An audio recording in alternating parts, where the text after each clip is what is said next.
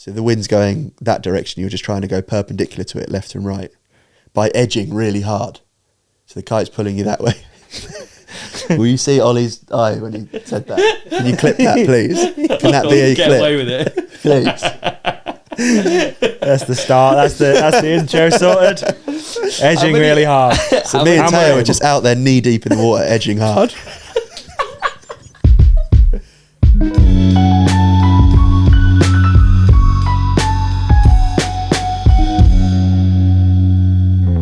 Hello and welcome to the Ride Companion, where this is the first episode of the new year. And we're continuing an age-old tradition. How old is the tradition, Davey? I believe this is year 4 of the tradition. Year 4 which is of cool. the tradition. We've got the one and only Mr. Jono Jones. Red lorry, yellow lorry, red lorry. Yeah, mummy, honestly. Yeah, we've been doing the speech thing. Thanks for having me. Number 1, 2026. Congrats on the new snapboard. Is that what it's called? What are they called? What is it called? Snapper. Clapperboard. Clapperboard. Thanks, mate. We've come a long way, haven't we? Yeah. It was cool looking actually at the... Old clapperboard. No. No. All the thumbnails from when you've been year 1. Yeah. It's pretty cool. Like started virtual. Yeah. And we didn't even have a photo of you because it was too bad quality. Yeah. You were sat in bed. Yeah, and I was trying to grow a mustache. Oh, were you? Yeah. I think when would that have been? In lockdown? Probably March. So it probably was Movember. So Yeah. it would have been 4 months old, and it was still not questionable. happening. Register sort of Sparsely tash. populated. Yes. I know the Still feeling, going. dude. You've got a nice bit of growth now on the beard, I reckon. Yeah? Yeah. Yeah, I reckon. Thanks, man. How old are you? 31. 31. You see, I'm nearly 40 and I've got... But you've also shaved. Yeah, but even if I didn't, it's just nothing there, bro. Okay. Nothing. And it weren't that long ago that I sort of accepted the fact that it was never going to happen. It's all right. It's aero. BDK 200, dude. Get some put in there. BDK. That's Deeks' code, by Do the they way, do for hair beards? transplants. Do Yeah, they do sure they beards? do. Surely they do I don't think beards, they do beard transplant. They must do. Really? Doug's got one. By the way, to They do audio it, but- listeners, Doug has a giant beard. Imagine getting head hair on your face, though, and they do like the grafts wrong. That'd be Because a it's different shame, hair, wouldn't isn't it? Yeah. Like that mole hair. The long ones. You Or can just part is that it like in a the middle. quiff as a tag. Like Zoidberg. Anyway. Yeah. New year, new you, dude. Yeah, man. New Year, bike new you. sponsor. I feel like as well, this sort of like, this year is like a clean slate. This is Jono Jones, new bike sponsor and full-time professional athlete. Yeah. Should we say that? Round of Yeah. applause. Way! New year, new you. Yeah, really happy. Still really busy with Mavrix. Normally when we come on the podcast, it's like, oh, I've got an announcement soon. Yeah. Do you remember? Like, Yeah. different things, but it's cool that we can just talk about what's new. Oh, yeah, that's true. Because last year I wasn't on last year's, but you were Yeah. sort of like, oh, yeah, I'm working on something. Can't really say too can't really much, talk blah, blah, about blah. it. And then even the mid-year one last year when we did the melon mukbang, that was... Yeah. The word it's like mukbang TBC. will always make me smile. It was, always, that'll always get me. But then even that, you were like, I can't really say too much, kind of for Matt to talk about. So We can talk about everything. Yeah. Yeah. Go on then. Go on, then, where do we start? Well, let's start. I think a good place to start, because this isn't the first time you've ridden for Saracen, right? Yeah, this true. This is your New Year's announcement. Yeah. When was the first time? I haven't ridden a Saracen since 2014, I believe. But the first time was in 2012 at Junior World Champs. There you go. And I was sponsored by Transition Bikes at the time. I broke my bike at World Champs, didn't have a spare. And Will Longdon, who was running the team, running the GB team, this is, not Saracen. He moved on to running the Saracen team, but he had a Saracen. So I rode his bike like duct taped up. And it was sick. That was a mad race. really, Yeah. what junior really world cool. champs. Junior World Champs, yeah. Wow. But it's the World Champs, but I was in junior. Yeah. And when I raced downhill as a junior, there was no junior category. So it was the only big international event where you actually raced against the other juniors, not just against every male. It used to be an asterisk, right? So you'd have the results sheet, and then the first asterisk would be junior number 1. Yes, there'd be a little asterisk next to the juniors' names. So you'd count them, and that's where you came in junior. Yeah. So World Champs was like the time I got to race on the world stage just against the juniors, and broke my collarbone in my race run, and there began the trend of race run crashes. But actually, I'll tell you a story. it was going to rain for the race, and this was at Leogang in Austria, and I like grew up round here riding in sand and didn't have loads of wet weather racing experience, but knew on a big track like that you need some sort of tear off or roll off system because it's a long track. There's like a motorway section, you're going to get stuff on your goggles and you can't just ride it out squinting. So I went up the hill with a pack of tear offs on in the dry, like the day before the race. Like, I'm going to practice this because there were some big jumps on the motorway that I thought I'll do them in the air. I've seen Brendan do it in 3-minute gaps. I can do that. So I went up, practice it, got to the first big jump on the motorway, grabbed all 10 tear-offs, where there's quite a bit of friction on the lens, on the little bobble, isn't there? So rather than them all coming off, it just pulled the goggles out, and then I let go, and then they like fell back over my eye, and then I missed my grip to put my hand back on and rode off the side of the track at like 50 miles an hour, went over the bars and landed with my neck on an electric fence. And I tell you, there is no bigger shock in the world than an electric fence over, especially a European, Austrian, like they're big cows out there, aren't they? Different health and safety. Yeah. That was, I was at full mast for a while, and then I came down and I was like, because I was okay, I felt like I'd got away with it. I proudly went and told Will Longden what I'd done, thinking he'd laugh, and he really bollocked me. He was like, do you think that's what you should be doing the day before World Champs? Really? So I had to still practice it. That's cool, that's good preparation. I like that. I actually think that's impressive. Yeah, definitely. Thank you. Not the crash bit, the electric fence and the full mast, but the rest of it is actually the fact that you're thinking about the weather is very good. Thank you. It was the best event. It was cool. And GB, British Cycling, really laid it on for the riders. Like, we had the kits, not like quite tracksuits, but all had like polo shirts and jumpers, all staying in the same hotel. Will did an amazing job with the team. Alan Milway, I think, was brought in as a trainer for a lot of the riders to help us through the week, if my memory serves me right. The whole thing was like really slick. It was cool to be part of, and I haven't done it since. I think maybe it's not quite as like rounded at the moment. In what way? I don't know. I don't think there's the same structure around it, and maybe because now I think all the factory teams are really siloed, so I think they just do it on their own. Whereas I remember, for me, all the elites, despite having their own factory team, would still stay with us. Yeah. I think now, like, they just stay with the team, right? They've got their own masseuse, their own chef, they do their own thing. But then it was like the one race of the year where you're like joined by nationality. It was cool. Like I've got a question. You're a stats guy. Has the sport got faster younger? Because it seems to me nowadays it's quite often that you hear that like a junior has got actually the fastest time of the day. Obviously the track changes, it doesn't tell you everything. But like juniors seem to be, the race winners seem to be younger. Do you think that's true? It's a podcast, so it's the time that you just say stuff that is not factual. Yeah, I haven't thought about it, but everyone talks about like, oh, Asa got the fastest time of the day. I don't remember when I was young people saying, no, I don't. Like Richie or Loic was. Yeah, and it would have shown up, and they'd be on the top of the results, wouldn't they? Yeah, with an because they didn't have their own podium. Yeah, exactly that. Yeah, they'd have, although Brendan got a podium as a junior, did he? At a World Cup? Yeah, wow, a elite podium. Yeah, so yeah, I don't know. I feel like it's. I think when we last spoke about it, it was, how do you put it? It was that like those athletes have just got old with us, if that makes sense. So I think I said something stupid once. I was like, oh, there wasn't like a young field coming up. And then you're like, no, actually, we were just the same age as them, if that makes sense. So they were there, but now you look at them as veterans. But they actually they were coming through. Does that make sense? Yeah. I wouldn't. Like Troy was like... Junior on Bren's team. Yeah, exactly. Oh, he would have been one. Yeah. But now you just look at him as like one of the guys, like a veteran almost. Yeah. But yeah, they were there. And just still not consistently as prominent. podiuming. Yeah. Interesting to think, innit? Yeah. It's mad that like Asa won Hardline and he's a junior. It's pretty cool. I think he was fastest at Mount St Anne, maybe. I think he might have been. Yeah, impressive. I couldn't do it now.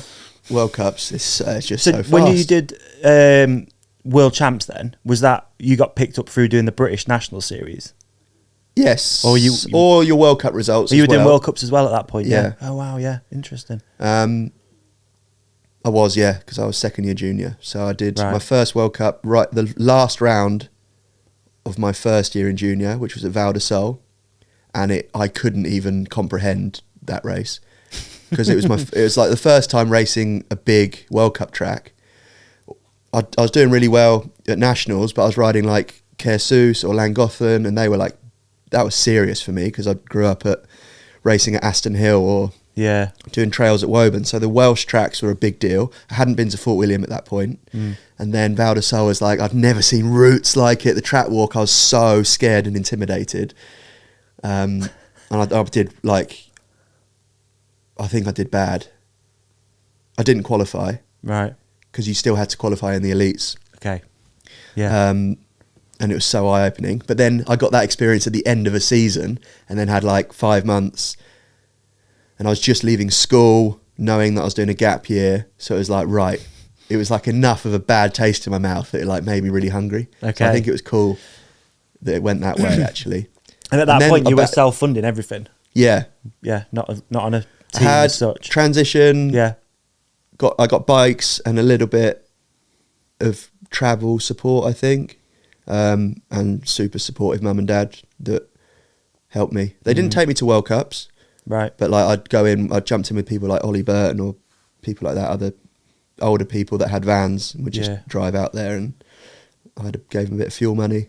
A lot of people took me under their wing. Yeah, because I was never on a factory team. A lot of the teams helped me.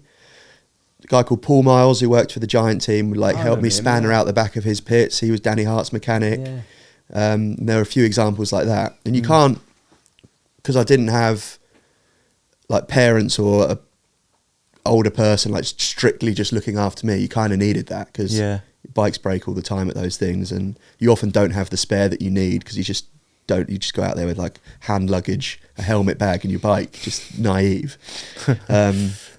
But tear-offs. You had some 10 tear-offs, Oh, it's the best memories. I so love looking back at it. I feel so fortunate I did it all. Yeah. And then the first one of the following year was South Africa, which is like, you don't drive there, it's a flight. A guy called Ollie Jones looked after me, who I'd met in the UK as a kid racing four-cross. He lived in Pietermaritzburg, where the World Cup was. So I flew out, he picked me up from the airport, and then I raced that and stayed at his house. What year was that? The start of 2013. 2013? No, start of 2012, sorry. Okay. And we started this whole conversation talking about Saracen. Yeah, so I was going to say, so is that were you on Saracen then? 2012? So the first time you rode one was at World Champs. World Champs, borrowed bike, off Huel Longdon. And then 2012. And then rolls through to 2013. Yeah, okay. I'm trying to remember the... I might get my years wrong here. Slice of British Pie era. Those movies. We did one of them when you were on Saracen, didn't we? Yes. Yeah. Yeah. The first one. Where I dived over you when you went round that berm. Yeah. That was definitely on a Saracen because I got some clips from that. When we announced it, actually, we got to look back at when I was on one and the projects we did, and British Pie was on there. Tommy C's film. One of the best video shoots I've ever been involved in, beyond a doubt, because there was no agenda. No brief. It wasn't like, no brief. It wasn't like, look, we're going to focus on these products, or like, this is the location today. It was like, Ollie, have you got some woods we can ride in? And everyone, you were like, yeah. And then they turned up with cameras in the slop. It was so exciting because you'd know that you'd have a date when he was coming, and then you'd just be like, we got to build something. So we still call it Slice of British Pie, that track. Do you? So still sick. Ride it, yeah. Really, that's cool. It was like, it wasn't a flow trail, was it? No. It still looks. I feel like those videos were really cool because it's quite normal to see people ride like that now, because we have like social media filled with people riding down ruts on trail bikes. Yeah. But back then it was like almost a UK thing, wasn't it? Yeah. So those videos like set that stuff up, I feel like. Yeah. And they were popular because it wasn't so normal. Yeah. And then the other one was North versus South. This is Peaty. I was on a Saracen. Where iconic. That was Peaslake. Yeah. Wasn't it? Yeah. So Peaty came down with who was on his team? Sam Dale was. Loose. Rat? Yeah, will have been Rat, because that was, well, I'm pretty sure it'll have been I Rat, think it surely. was, yeah. That was like syndicate stuff, wasn't it? I can't think who else. Deeks. It was a strong team. What, Hockers? Matt Ocknall. Yeah. That's right, yeah. Who was, He did really Amazing well. rider, yeah. Yeah. And then we had yourself, me, Deeks, Brent. Bean, yeah. Deeks and Brent. Liam Mason, yeah. And we did the best stuff. We did the like rampage lines at Peas Lake. It was basically a game of pig or bike, wasn't it? It was like, if you don't, whoever wins doesn't get the letter or whatever. And I think we won. I can't remember. Maybe we didn't. I'll hold it down for the North. I don't know. I know Deeks cheated, didn't he, with the drinking? Yeah. Yeah, he did. Yuki Brown. Yeah, let's talk about that at great length, actually. Yeah, please. What happened, Ollie? I think we had to finish a line of the jumps and then drink a can of Newcastle Brown. Is that what it's called? Which I couldn't describe to you the taste of that drink. It's just sort of like sick. It tastes like the North. I don't understand that taste. I don't have that like function in my brain yet to enjoy that. No, you never will. You're not geographically positioned for it. Where when you ever sip that and think, oh, I'll have another sip of that, which is probably where Deeks failed, and he failed. So what did he do? Well, he did. He did the downing the pint so fast that it tips all over you, didn't he? Yeah. And then chucked the can, and it still had loads in it.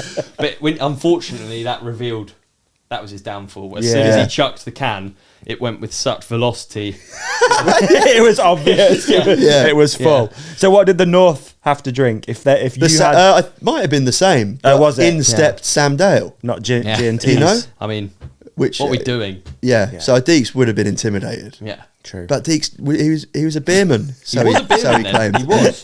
He was the best beerman. He was Her Majesty's best beerman at the time. And they put the cat amongst the pigeons. And I don't think he's ever lifted it down.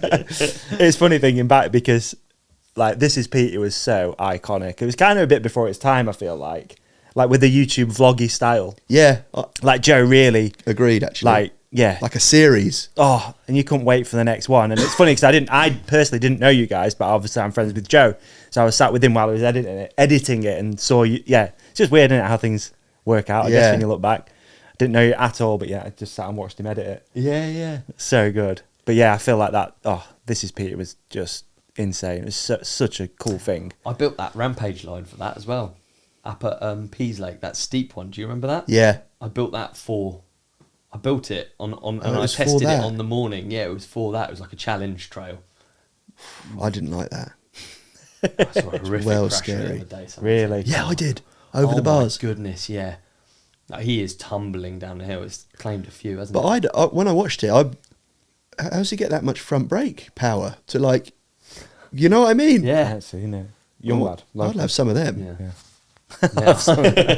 Or like whatever type, you know what I mean? Right, so we're talking about those bikes back then. This is an era before e-bikes. Yeah. What bike were you on back then? The Aerial, which still lives on. There you go. As does the Mist. So the models remain, but they've just come a long way. Still got all the Saracen DNA, but they're sick bikes. Yeah. So would you say that like Saracen was kind of, you were a partnership to launch what is now your professional biking career? They kind of helped you along the way, early day. How long were you on them for originally? 2 years. Okay. And then, or maybe it's 3. Right. And they're local. They're in Milton Keynes. So Yeah. it's owned by Madison. Yeah. They had the Madison Saracen team. Yeah. And then they've obviously invested a lot in bike development through the World Cup team. They had Danny Hart, didn't they? Greg Williamson, Matt Simmons, Will Longdon. So they've had Manon, serious riders developing a serious downer bike. So it's cool. Yeah, really cool. Yeah. Really, really cool. But obviously shout out to Propane, 'cause you've been on Propane for a long time. Yeah, and they're such close friends. Yeah. Yeah, John, Adam and Liam, the UK guys, they run that whole UK arm of the business, right? 3 of them do an amazing job. They've been such awesome guys to me. And I'll still go and see them. Love them to bits. Yeah. But the Saracen offer was really cool. It brought a lot of the brands I work with under one roof through Madison. They distribute G-Technic, ODI, Maxxis, laser helmets. Right. Saracen. Yeah. I'm now on DT Swiss. Shimano I was already on. Yeah. Now it's Pro Components. So like a couple of changes and suddenly it's like you're under one umbrella almost. under one umbrella. Yeah. Which makes that stuff really cool. If I do a video project for one sponsor, it can be used by the Madison company and allocate it to all the other, you know what I mean? Yeah. Like it really, Yeah. I think it's going to be a cool year of content and stuff, because all that stuff will be applicable to lots of different brands. So hopefully they like it too. Yeah, really cool. I know a lot goes into these changes, doesn't it? Like, you know, Yeah. moving bike brand, it's not an easy thing to do. I left like a comment on your Instagram that it isn't easy to walk away from brands that you've been with for so long and the people, because it's like you're just mates as well, aren't you? You know what I mean? 100%. You guys and there's did so literally well. nothing wrong with with that, you know. So it's No. like tough because it's just hard to make the right decision. But I'm stoked. I was going to have a really good year. Yeah, hype for it, man. Yeah, and it'll be similar to last year. I want to do a lot of the same events. I want to race a bit more downhill, Okay. which I haven't done for ages. I obviously got the bug for enduro. And What sort of downhill event is on your couple of urban calendar? ones, which I've Yeah. been doing. Okay. But some proper like European IXS or I don't even know if they're called that right now. I think they are Yeah. still. Yeah, the European series, because they're like big proper tracks. Yeah. And I think that'll be eye-opening, because I haven't done that sort of racing for a long time. This might be a silly question, but you've obviously got your finger on the pulse when it comes to downhill racing and the scene. Like, what's the UK scene like right now?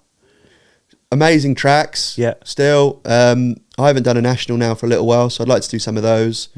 I think there's really good opportunities for riders to get a taste for downhill at those events. Yeah. For sure. Yeah. They're big tracks. So you can race a national at Fort William, Yes. and you're racing an identical track to what the fastest in the world come and do every single year without fail. That's pretty cool. That is cool. You could almost compare your time. There's like slight changes in the woods, but it's you could race there, do a race run, look at your helmet cam and compare it to the fastest people in the world and see where you were good and where you weren't, because those rocks don't change. True. It's always the same. That is true.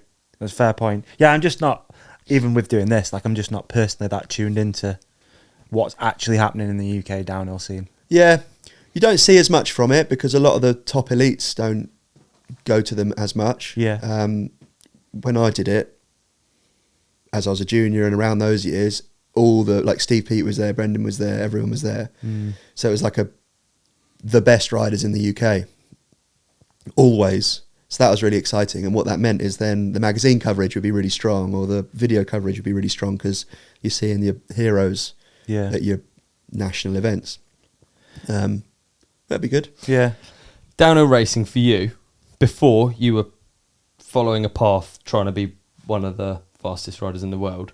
Now you've moved on a bit in life and are revisiting it. How do you think that'll change your approach to like racing and stuff? Can you think about that and answer it just after this ad break? Davey. Ollie. It's the ad break, but I've still got some questions for Okay, you. sure. Okay? Yeah, Is that I'm all here right? for Come it. on, Yeah, can I yeah. go through them? Yeah, of course. What you got? Have you ever had mud in your eye? Oh, of course. Have you ever had mud on your glasses or goggles? I unfortunately have, yes. Have you even had mud on the lens of your GoPro? It ruins clips. It really does, doesn't It's it? so annoying. Well, I've actually realised recently that all of the above are totally avoidable with one simple step. Mudhugger! All right, mate. Now the secret's out about Mudhugger. I use the Mudhugger bolt-on long, and it's the easiest way to improve your winter rides, all right? In fact, it actually improves your rides beyond this deep, treacherous winter, as one thing you can bet on is that we will always find puddles or loose dirt wherever we ride our mountain bikes, especially in the UK. You're not wrong about that. Actually, doing this ad, I found out a thing that I didn't know about Mudhugger, which makes me like it even more. Oh. Even more than keeping the mud out of my eyes. Hey, you ever had snow in your eye? I've actually had... Is this time for this? Why not? I've actually had dog poo in my eye with maggots on. That really happened in my life. Yeah. And this is going to stop that. I wish I had a Mudhugger back then. I really do. It changed its colour, didn't it? No, go on, carry on. I found out Yeah. that this is made in the UK and it's made from recyclable plastic. That makes it infinitely cooler, doesn't it? That is really, really cool. I have been noticing for a long time it's used by some of the world's fastest downhill riders. Yeah. Not just us. No, it's not just Bruni. us. Yeah, there you go. Yep. Bernard Kerr uses one all the time. There's Bernard's loads of got people. quite nice graphics on his as well, I noticed. It's quite cool. Yeah. Yes. There's various bolt-on options for most forks, and then there's also this. This is the classic. This is like the zip tie version, the Yes. Mudhugger Evo zip tie. Yes. Which, to be honest, used for years. But the bolt-on version is really nice, isn't it? It's really clean looking. It is really clean looking. Now, this is one of those products that you probably just, you need it, but it's one of those things you probably just keep putting off. Absolutely. You're riding around, you're squinting, you've got maggots in your eye. Yeah. You know what I mean? You've got water, snow, all of the UK conditions are in your face. Right now, they really are. They're really in your face. Yeah. But you just probably need a little bit of a kick up the old Mudhugger to get one, right? So, I agree. How about we give the companionship a discount? We are quite good at this. We are good at this. We're kind to you. got a That's discount. right. We've got a discount code, and it is lowercase the Ride Companion 10 numbers 10 at themudhugger.co.uk. What's that, Davey? At themudhugger.co.uk. So that's lowercase the Ride Companion 10 numbers 10, all without any spaces. And what does that give us? That is going to give you 10% off everything on site. It's pretty good. That's pretty cool, And when man. we say everything, the mud doesn't stop at the front end. No. Let's be honest. As seen in this clip featuring none other than TRC alumni Win Masters, the Mudhugger rear is also available. And it leaves you squeaky clean after even the most miserable ride. And I just went on a really miserable ride with Win. Yep. And he was honestly annoyingly clean. That is annoying. He just hopped Yeah. in the van straight after, right? He literally did, yeah. Yeah. Didn't even bother looking. He just jumped straight in. It is cool. Yeah. And it saves your washing machine. So think how much money that can save further down the line. Actually, so much. Yeah, not just from cataracts or whatever you've No, ended up with. Exactly. I need the rear, honestly, because currently I've got a pile of clothes outside my house. I couldn't be bothered to clean the dirt off before I put it in the washing There you machine. go. Simple piece of plastic made in Wales that's made from recyclable material is the choice.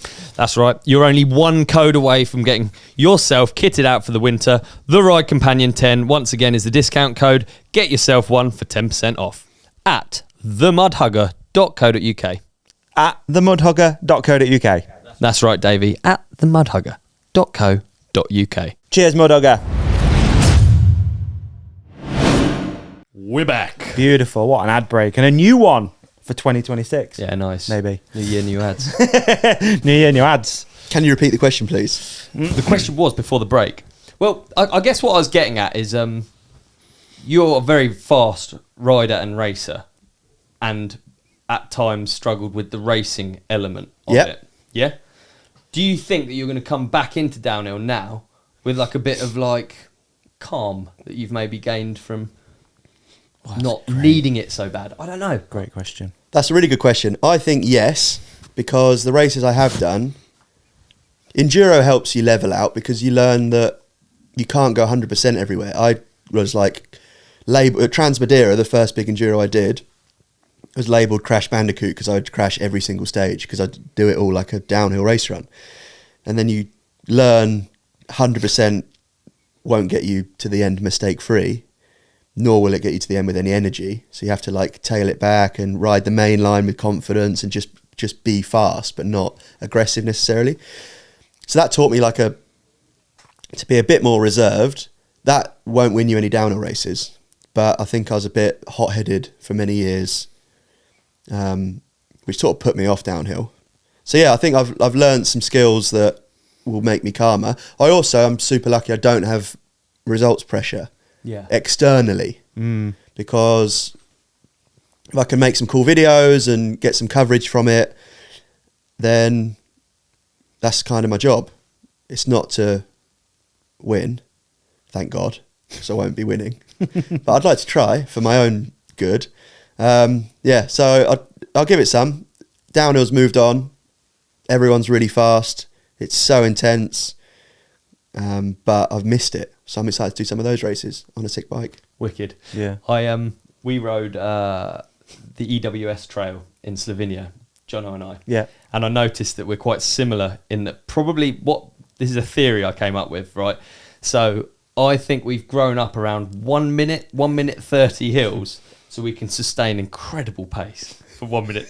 But the problem is when you're on a 13-minute hill, which is what Samuel's winning time, I believe, on this stage was. Yeah.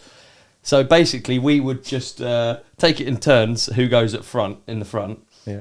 and we would do something called a flourish. A flourish. And okay. it would be, so basically we had, we took that 13-minute long track and we turned it into essentially 13 stages, didn't 13 flourishes. Yeah. And you can kind of see at the end of each minute-long flourish, like each person is starting to make mistakes, starting to like, hit some big rocks. Arm pump setting in. Yeah, exactly. Yeah. Yeah. That's Arm funny. pump's the brutal one. I struggled with that always. Really? Yeah. You just can't practice for it. It's just When it you is live bike somewhere time, flat, innit? yeah. It is bike time, big runs. There's so many people say it's all in your head. Chubby, my mate, raced motocross and said it's in your head, mate. I don't know, man. And I'm like, I Don't get feel off like and it. show in my forum. Look at them, like they're bulbous. You can't even like compress the skin. He's like, that's in your head. You remember Imagine people telling having... someone so that annoying. with the scars. Yeah. I was going to say, you remember people having the operation? They still do. Oh, really? Needles had it. Did he? Yeah. I don't think he said it helped much. People still do. Yeah, it's quite. You know, like when people just say, "Oh yeah, I've changed X setting on your bike. It's going to make a big difference." I wonder if it's just like that. Like you've had the operation, so it's put just the money all. It's just all a what's the word?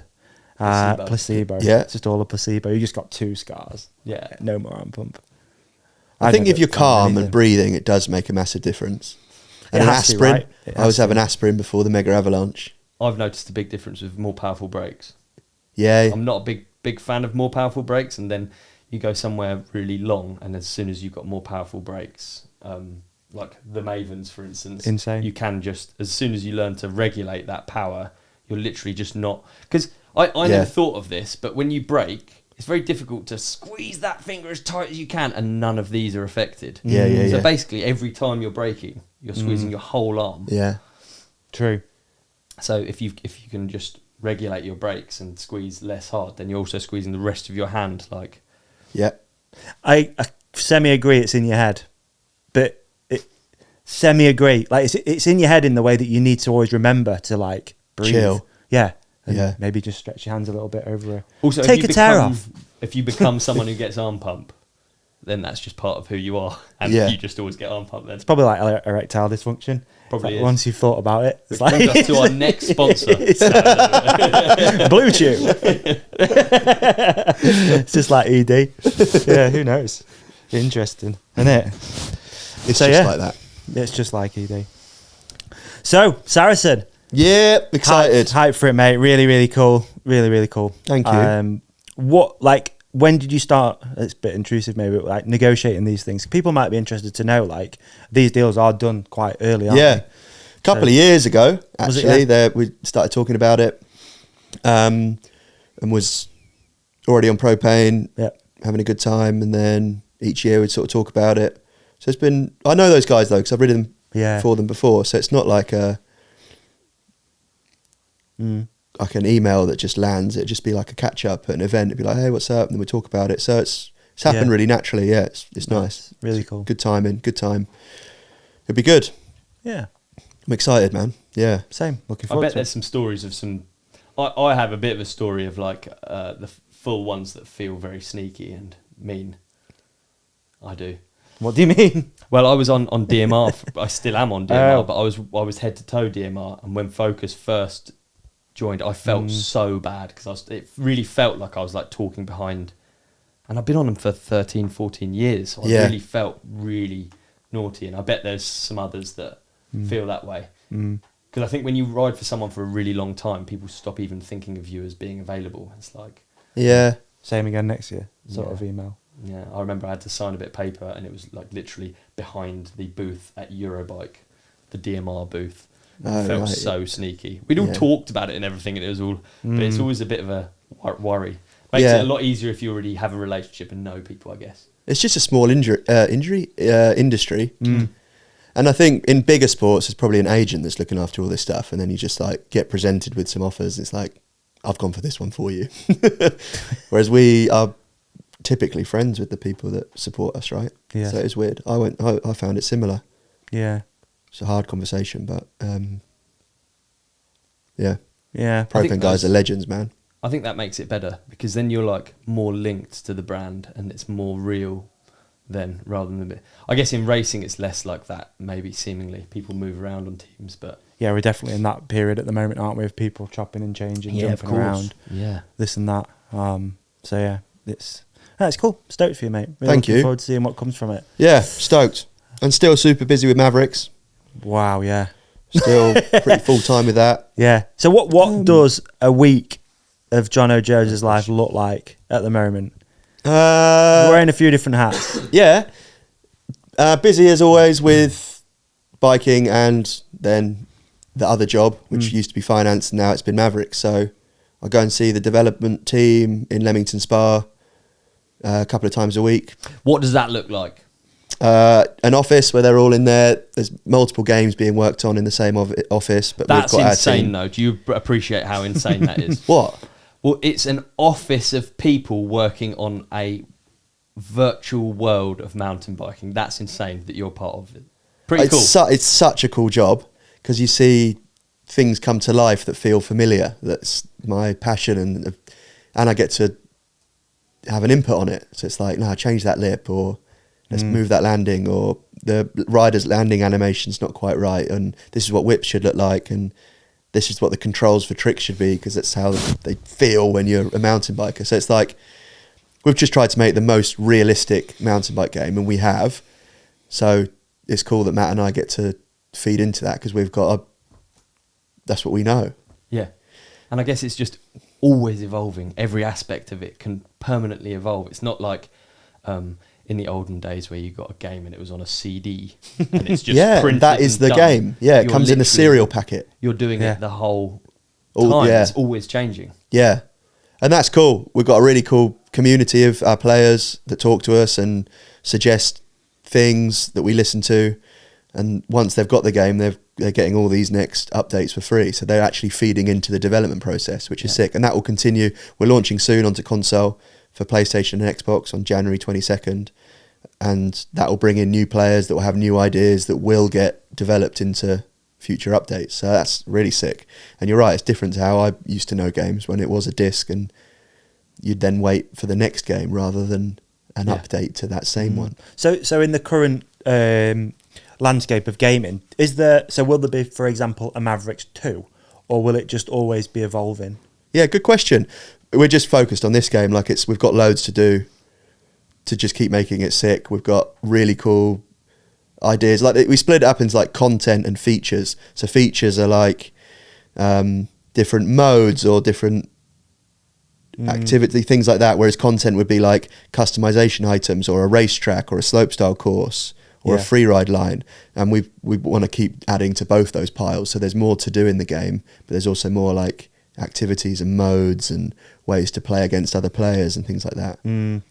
So you couldn't really talk about it the last time that we spoke. That's true, yeah. So what is your actual role? Like, what do you do? What's a normal week or whatever it is look like working on Mavrix? Yeah, what's on the business card, dude? Yeah, what's on the business card? So I joined late. Matt and some of the other founders were already over a year in, and there was a playable game that was 6 months away from launching on PC into what we call early access. So it's like a beta version of the game. So I came along when there was still 6 months of development to happen, but there was already lots of development that had been done. Yeah. So I needed to free Matt up a little bit, because he was there like 5 days a week just grinding on it. So I wanted to help. So I sit with the team and talk to them about how things should look and feel, what would make it authentic. But that's just the game. Beyond that, there's the business. So we need to license music to go in the game. You know, the developers wouldn't do that. We need to do that. Right. We need to create social media content. We need to have like a PR strategy. We need to have a marketing strategy. We need to understand cash flow. We need to, like, there's the things that sit above the game or next to the game. Yeah. Which my role's quite key on, setting up the store pages, having the contacts with those platforms to put it on Xbox, PlayStation, Steam. Yeah. So I'd say the majority of my time isn't looking and playing the game. looking at the playing business of the game. It's the other stuff. Yeah. Which you wouldn't know because you're very good at it. Yeah. Suspiciously almost. What, the game? You're almost suspiciously good You at two it. will have to have a go. Well, I just had a little go in there as well, obviously, before we did this. Watching you do it is quite impressive, but you've obviously been around it a lot. But also just watching you navigate a gaming PC, I guess, as well, is quite interesting because, like, have you got experience with that from before, or is this all learned from getting involved with Mavrix? Were you a gamer before? Yeah. You were? Yeah. Interesting. There you go. Right. I played lots of Tony Hawk's Pro Skater, like early days. SSX Tricky, so like the memorable core extreme sports video games, which is what we've set out to recreate, really. It's like something that feels authentic and reflects the sport that we know and love and feels right to play. Yeah. So it's not really arcadey, and it's not like there's a high skill ceiling to it. So if you're a biker and you play games, you pick it up and the controls feel intuitive.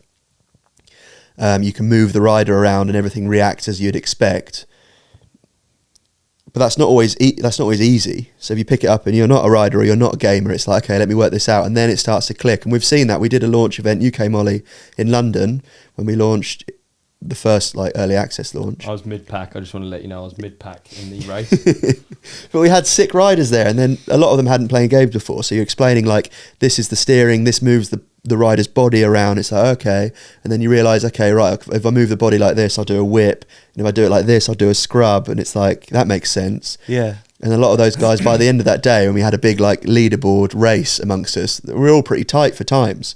Because everyone, once you link the controls in your head with what's happening on the screen, you're like, okay, now I'm riding a bike in the virtual world. Yeah. And I know how to do that. Yeah. It just takes that click. And that's what's addictive about Mavrix, I think, once people pick it up. Because it's like, you got your own bike in your own riding career, and you can do it on a cold winter's evening. I liked that you apply things from mountain bike, real life mountain biking into it. So I enjoyed that. I enjoyed the fact that you could like set up for a corner up high, Yeah, where you brake and those things. I really enjoyed on that opening day. I thought that was really cool. yeah, and I've just talked about bikers that maybe don't game so much pick it up and quite quickly get used to it. Some of the best players in the world, though, that have won we do this thing called the Mavrix Cup, which is standalone. It's like a World Cup, a standalone race that'll run for like 3 days, a long weekend, fastest time wins. The guys that come top 3 in that, we took them to Bike Park Wales as like a prize. One was from Italy, one from up north, another guy from southwest. All 3 of them hadn't done much biking at all, but were just loved gaming and picked up Mavrix and liked it. So we were like, oh no, we were taking them to like quite a serious bike park. Yeah. Just assuming they were bike riders, but they weren't. They're just hardcore gamers. And they were amazing. Really? Yeah, the young lad from Italy, to be fair, had done a bit and was a pretty good rider. He rode one of Matt's downhill bikes, which is the same bike and paint job he rides in the game, which is cool. Yeah. Another guy, Dockers, who won the event, hadn't really ridden any downhill or anything before. So we're following him down thinking, like, is he going to be okay? And he's like setting up high for berms and like riding down them. Wow. And we talked to him about it and we're like, have you learnt that from the game? And he's like, yeah, 100%. Like because it works in the game, because it's like pretty realistic. Yeah. He was applying the gaming stuff to his riding in real life. Wow. You know? So it actually works both ways. It's really crazy. And now he's hooked on riding. So we're proud. Same with the development team. A lot of those guys just got placed on this project. Yeah, we needed an animator, we needed a coder. They got allocated to the project. They're not mountain bikers, and a lot of them have now gone out and bought bikes, and on their lunch breaks will go and ride together in the summer and stuff at a bike park that's near Leamington Spa, little jumps. So like they've become into the sport through working on a project related to it, which I love because everyone gets into biking for different reasons, but yes. We set out to make a video game and it's making more people ride bikes. Yeah, and historically, like Tony Hawk's Pro Skater undoubtedly had a massive effect on the skateboard industry. Holy, 100%. Massive. I wouldn't have skateboarded if it wasn't for that game, and I did. There you go, yeah. Yeah. I was thinking about it on the drive down, like how, what's the most extreme example of a game where you could take someone and put them in that situation? So like, oh, you're top 3 at playing Call of Duty. Cool. You're going to go fight. Yeah, I think about the same because I played. You're going to go fight for your country. Yeah. But I played hundreds of days of Call of Duty and I feel like I'd be pretty good. Tactically. Yes. Yeah. Camping. Camping might be a problem, but... Yeah. But I think, yeah, if a game's pretty realistic, I think it teaches you stuff about that. Well... Yeah. Drifting, car drifting, the best drifters in the world have come from sim drifting, right? Yeah. They're like kids that had a really realistic sim and then they got a seat in a drift team because the sims are so realistic now that they can just jump straight in a real car and be the best in the world. And like Verstappen does so much sim driving, right? When we the went sims to are that Formula realistic. E, a lot of those drivers were Yeah, true. from sim. They'd come from sim racing. Yeah. In fact, even in Zwift, they do the Zwift Academy, and they get people who are. I know it is a game, but also a physical thing. Numbers don't lie, right? Numbers don't lie. Exactly. They get them on the real team, and they actually perform in real life in real road race situations And do well. Wow. Yeah, because it's literally like all of this data is just on. I wonder how crazy would that be if you had like reaction time data from the game, which undoubtedly you do somewhere in there. You can just pick someone who's like, Yeah.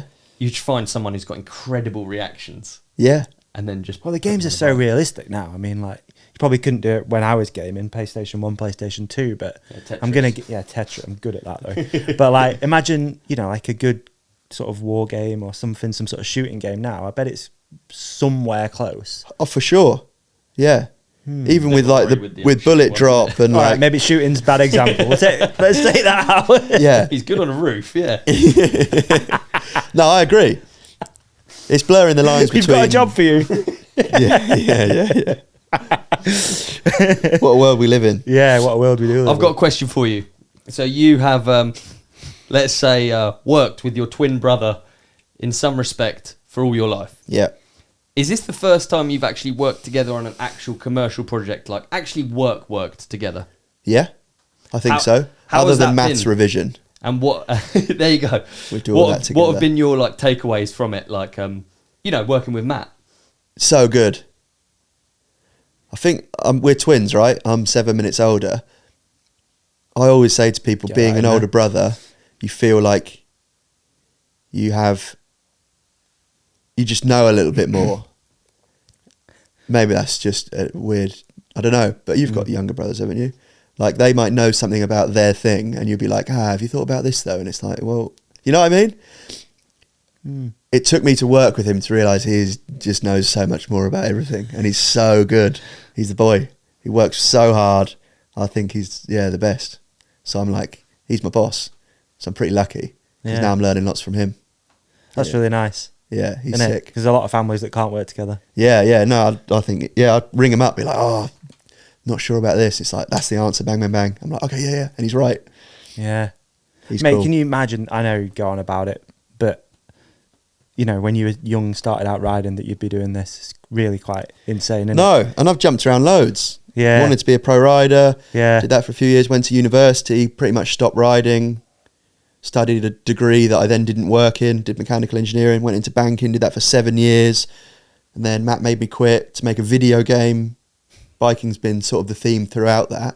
But if you think that he has stayed the course from like a 13-year-old making a biking CV to go and pitch to people, then he'd make a better CV the following year and go to like a big bike show and pitch himself.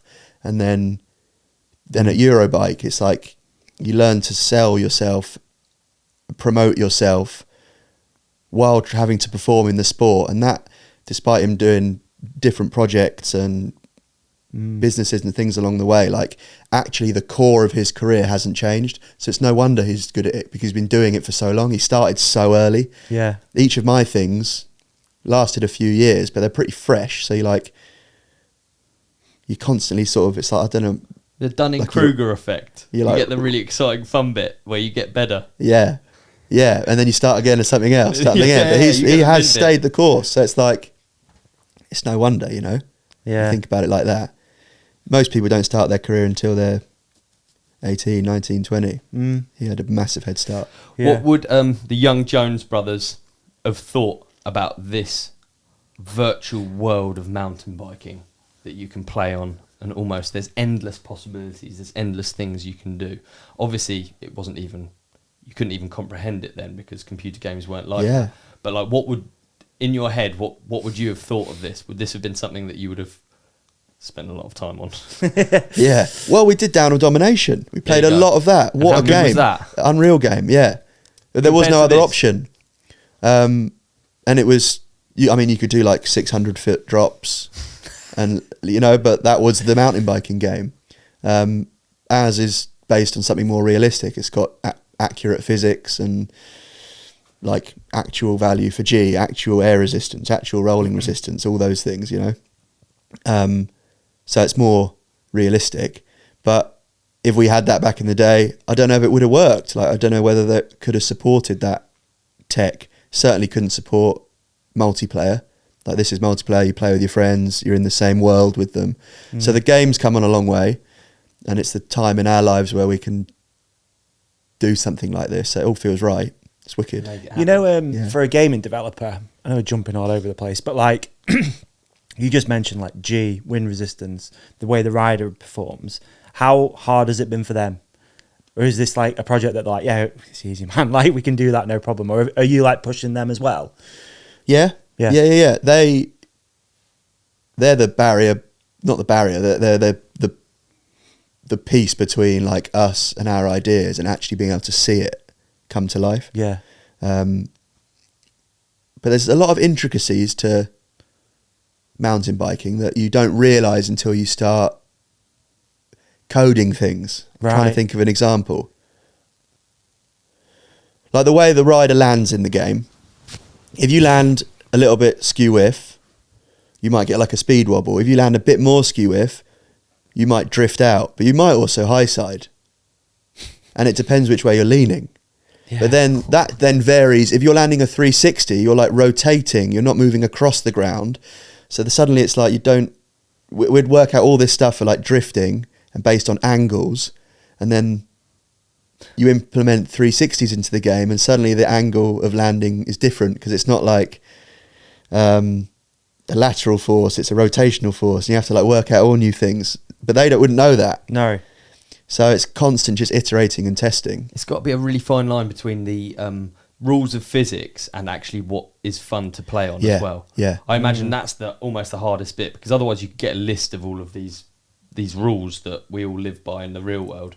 But actually, if you played a game like that, it'd just be like we were joking earlier, 6 weeks after that crash, you're not going to be able to get up. Yeah, true. Like I went over the bars on the game earlier and it was 6 weeks. Imagine if it's super realistic, then... Yeah, Matt was saying as well about maybe the pedalling, you help speed up pedalling.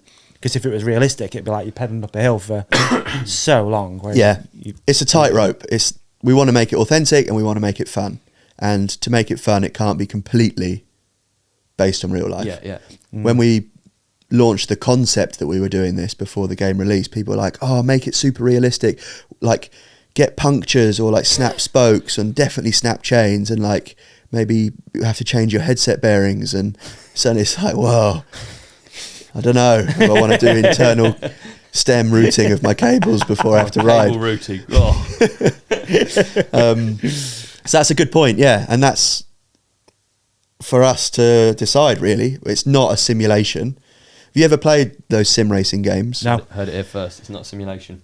It's not a simulation. 2026. Yeah, but you can go on the F1 seats and put it on realistic, and I can't even pull away. Yeah. In an F1 car on a sim, Yeah. And then you can put it on beginner, and suddenly you're driving around the track having fun. So we just got to find the balance, and we've held these Mavrix Cup races, and the top times are within a few hundredths of each other. So that's a solid race, That's isn't so it? cool, It's yeah. realistic. Yeah, true. Yeah, it's cool. And now Slopestyle's going in, so it's not just racing, it's tricks. Yeah. And I'm excited to see what people do. I think they're going to be like, we're just playing every course as it's designed, where the jumps are. Just recently I started thinking, well, we'll stop someone like riding up a berm, turning around and just bar spinning back in. Okay. You know? Adding an extra few points. Yeah. I was like, oh, like, because people want to get the best score, so they'll find ways to do it. That's going to be fun to see. We'll have to stop them doing it. Mate, so, yeah, I mean, yeah. I've got so many questions that could be super annoying. We'll do some more. We've got loads from our listeners as well, actually. Yeah. We'll do some more after the break. I think as well. We're going to do an episode coming up where we actually play the game, so we can really Save hound it for you that. for questions. Then, yeah, let's save a few. Okay. All right. Let's do listener questions after the break. Great shout. If I'm being completely honest, my weekday mornings are chaos, Davey. I get up thinking I've got loads of time, and then suddenly I'm out of the door, coffee in hand, realising I've absolutely forgotten to eat anything. That's why I've started keeping Huel Black Edition ready to drink in the fridge. Not here in the studio, which is why I have this visual representation I of got you. Okay. the Huel Black. Yeah. I get you. Yes, I understand. On days when I'm sprinting around, whether it's early meetings, filming, training, or just trying to stay on top of life, which I struggle with, I grab one on the way out. It's a complete meal. I can literally drink the whole thing. Yeah. You know what I mean? I drink it, it's done. It's delicious. Yeah, it is. You're getting 35 grams of protein, 26 essential vitamins and minerals, no artificial sweeteners, colours or flavours. It's gluten-free and it actually fills me up for hours. And honestly, at about £3.50 a bottle, it's cheaper than most coffees people grab without thinking. Oh, thank you, mate. All right, then there's the Huel Light Ready to Drink, which I've been using slightly differently, okay? This one's perfect for when I want something lighter but still want to be properly nutritious. Maybe mid-afternoon, after or before a ride. I don't want it a heavy meal, but I still need some fuel. Yeah, Because I need fuel for my rides, dude. I hear you know what I mean? dude. Yeah. The Huel Light is 25 grams of protein, 26 vitamins and minerals, gluten-free, no artificial stuff, and just £3.25 per bottle. It's light on calories, heavy on nutrition, which is exactly what I want when I'm trying to stay consistent without overthinking food. The Black Edition and Light combo has basically become my safety net. RTD when I'm rushing, light when I want something lighter but still dialed. It's taken one big decision off my plate. Literally. See what I did there? Yeah, it's quite good. It's quite clever, isn't it? Hey, throw me that, will you? Oh yeah, sorry. It's your go. Problem? Not a problem. If your days are busy and you're trying to build better habits without turning meal prep into a second job, because it can feel like that, right? Yes. This makes it stupidly easy. Grab Huel today using our exclusive offer of £10 off online with our code RIDE at Huel.com. So that's literally just capitals, RIDE. What is it, Davey? It's ride at Huel.com. What is it, Ollie? Just quite simply, it's RIDE, RIDE, at Huel.com for a whole £10 off. What is it, Davey? Okay. Anyway, massive thank you to Huel for partnering with us and the show. We really appreciate it. Honestly, if you're skipping meals, training hard, or just want to eat better without the stress, kick off 2026 with a brand new habit. Hit your nutrition goals. You'll feel better. You'll look better, like us. And what's not to love about that? So big up. Thank you, Huel. We appreciate you. Huel.com. New year, new you. Huel you. Yeah, Davey? Oh, mate, thank goodness for this ad break. You need a nap? I feel so tired. It's really difficult because I can't really do my job right now. This guest is firing. They're so good, quick. You're amazing. On it. And I'm just there falling asleep at the desk. You know what I mean? Look at the state of me. Rings up under my eyes. What am I doing? How are you so fresh? Mate, super simple. You just got to prioritize sleep. And this is one thing that I've been doing for a long time in my life, because I realized very early on that you don't just need a work ethic, you also need a rest ethic. And one thing that really helps me is a good sleep mask. And I've used loads over the years, all cheap ones. You know what I mean? They always let in a bit of light, usually just under here, let in a bit of light. They twist when you sleep, become really uncomfortable. You wake up, it's like twisted over. And they're just like super uncomfortable. Or they don't strap at the back properly and then just like spin around. It's just horrible. That thing looks nice. Is Manta Sleep? Is yes. So this is a Manta Sleep Pro eye mask. And these guys have actually thought about it and made a really, really, really good quality, comfortable one. All right. This is actually yours. I brought it for you. It's show and tell. This is your box. Yeah, it's got yours in it. It's Mine's all at home. adjustable, I've been then? using it for, yeah, it's adjustable. Oh, Yeah. You'll get it on. You'll be all right. So yeah, this is it. I've just unboxed it now. It comes with a nice little pair of earbuds. Yeah.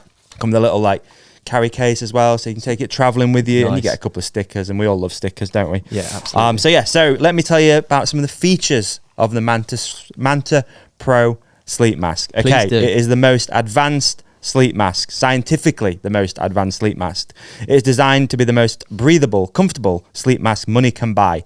Manta Pro empowers you to get the best sleep you're capable of. Okay, it's breathable, soft mesh strap, which you can see. Look at that.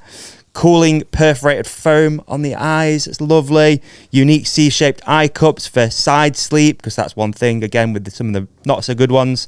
Twist around when you're on your side. Yeah. Angled strap for ear comfort, because again, you don't want it rubbing on the top of your little ears, do you? Infinitely adjustable strap, so it'll fit on your head or someone with a not so big head. And it's got grippy zero slip gel on the inside as well. Do you want me to put it on and give you a Yeah, please look do. at what Yeah. it looks like? Yeah, here you go. I want to put it on afterwards as well. Nice. It does look good. That's nice, that, isn't it? Yeah, it does I look could almost do this ad blindfolded. Hey. Mate, I swear there's not a single... You could be doing anything now. Really? And there's not a single bit of light. Wow. In fact, I could just fall asleep right here. Can I try it on? Yeah, okay. Okay. Yeah, because I'm going to be gone with the wind if I don't give it you back.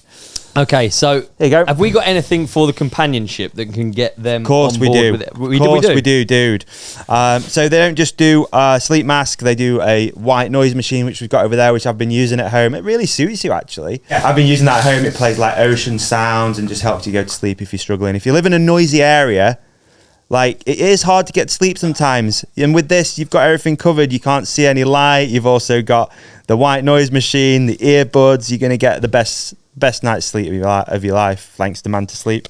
We've got a white noise machine. Yeah. Can we? I know this is turning into just unboxing. Yeah, This is really genuinely exciting. Yeah, it's cool, isn't it? So this is that's the remote. That's the remote. So you have that bed On the side of your bed, yeah.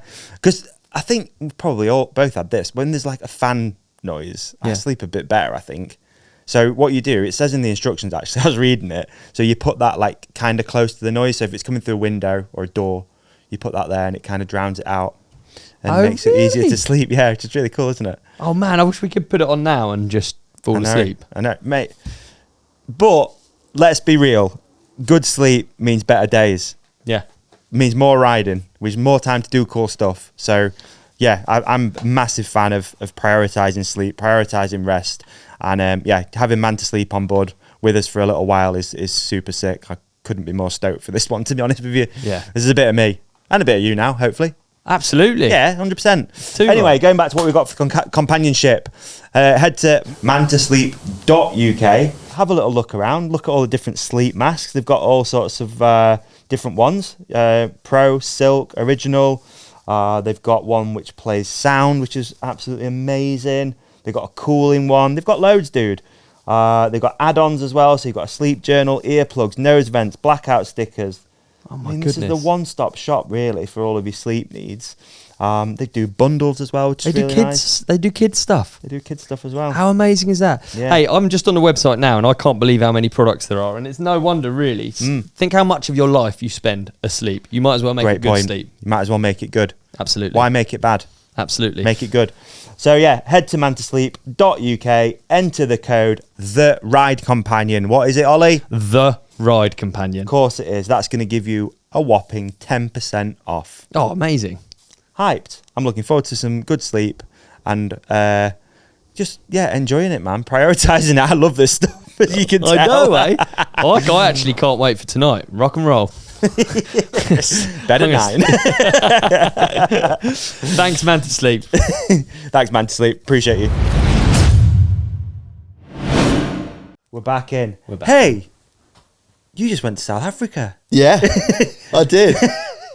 Huh? One of the questions. Huh? Is it? Did I go to Yeah, South Africa? fucking- It was just about you in South Africa with Teo. There you Best go. trip ever. Teo and Ike, who... So I've always wanted to learn to kite surf, but it's just one of those things that you're like, oh, I'll never do it. But I did it, and I booked it. And they came with me to a place called Longabarn, which is just north of Cape Town. Longabarn. And So this is literally a kite surfing trip. You Yes. booked it for kite surfing. went to like Really? the kite surfing capital of South Africa, like where there's Wow. these really good places to learn. It's really shallow. Windy. It was windy as well. Sometimes wasn't windy enough. And I booked 1-to-1 lessons, and it's really hard. What is it about kite surfing that's drawn you in? Because I love these, when you find something and you're like... Yeah. I've always, like, whenever I've seen someone do it out at sea, I'm just like, that must be the best. Windsurfing hasn't really, like, tickled my fancy. But I used to fly kites as a kid, like quite big ones. Legend. And just in the field, like, it was a present one Christmas, and I really liked it. And have wakeboarded a lot, which are the two ingredients. Yeah. And yet, it was really difficult. I had 6 hours of 1-to-1 lessons. The first 2 hours, he didn't even bring the board in the water. I was like, we were walking out there. I was like, you forgot the board, mate. And he sort of laughed at me. I thought, what? So you just and then I realised why. Dragging around. Yeah, just this huge kite, 12 metre I had to start with. And he, like, loops himself onto it and then walks out into the sea, and I walk with him and then shows me how it works. And I knew how it worked a bit, and then he takes it off himself and puts it on me, and it's so gnarly. Wow. Really gnarly. There's a bar that controls the power of the kite, and if you pull it in, it adds power. Push it away from you, the kite depowers. Is that what it is? It goes like yeah. that? And then if you move the kite through the wind, it adds more power, and then obviously downwind is more powerful than out to the side. So there's quite a lot of variables that add and reduce power. The strange thing is, if you get a gust, it yanks you, so your instinct is to pull against that, pull the kite back. You're like, no, you're not pulling me, which just adds power. So like a few times you get a gust, and the kites I flew didn't have that. They were just like sort of big kids ones. So you get a gust and it starts to pull you, so you pull that in and you just take off, like go. That scares me. Yeah, which is why you learn in the water and not on the beach. Right. So did a few hours of that, and then on the third lesson we introduced the board, and eventually got up, went back and forward, and then Teo then became my teacher, which was nice. Is he good at it? Yeah. He's brilliant. Is he? And so is Ike. They've done like hundreds of hours of it. So I said to him, like, we'll both go out together. And he was like, well, I don't know, like maybe I should just watch you first and just be in the water on hand. And I'm like, no, like I can do it. He's like, yeah, okay. I'll just watch you.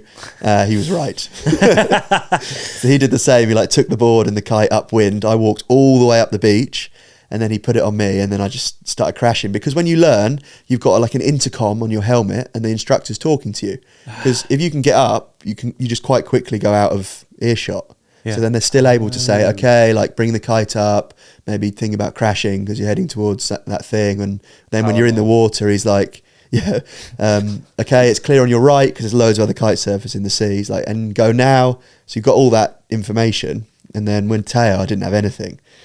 So if he was out on his board and I was struggling, he wouldn't have even known. But he was such a good coach, really patient. And in the end, I got it. It's such a sick sport. Have you seen King of the Air, the competition they do out there? No. That it's just who can go the highest. They go 45 metres up. Really, yeah. Yeah. Wow. You see, that doesn't appeal to me that much. No. I don't know why. I've always been really scared of kites.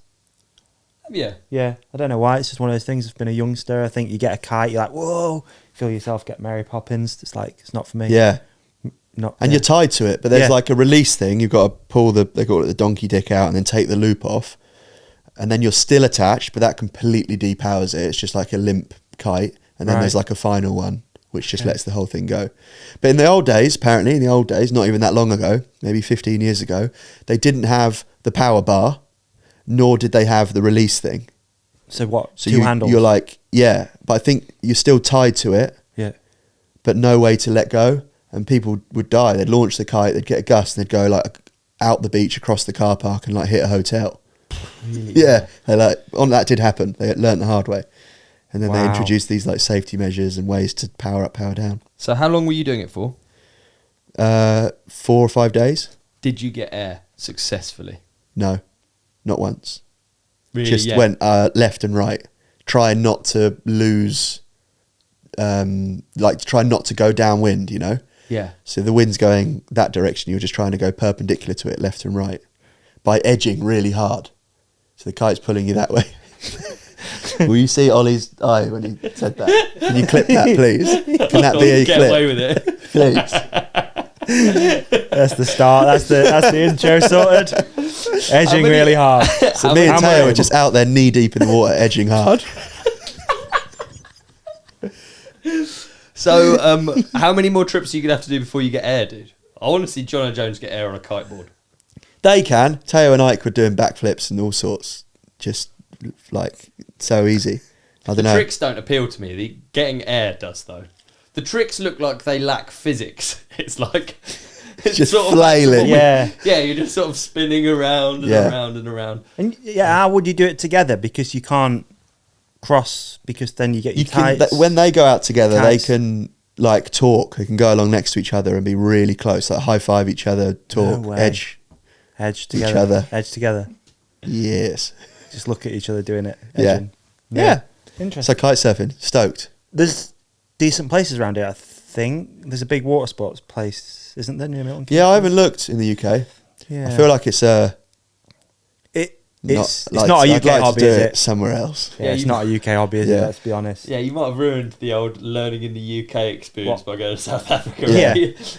I'd say so. And then you're like, there's a place in Milton Keynes. Yeah, and you're just Isn't crashing there? into trolleys. I tried to learn to surf and I only surfed twice, once in Madeira, once in Bali.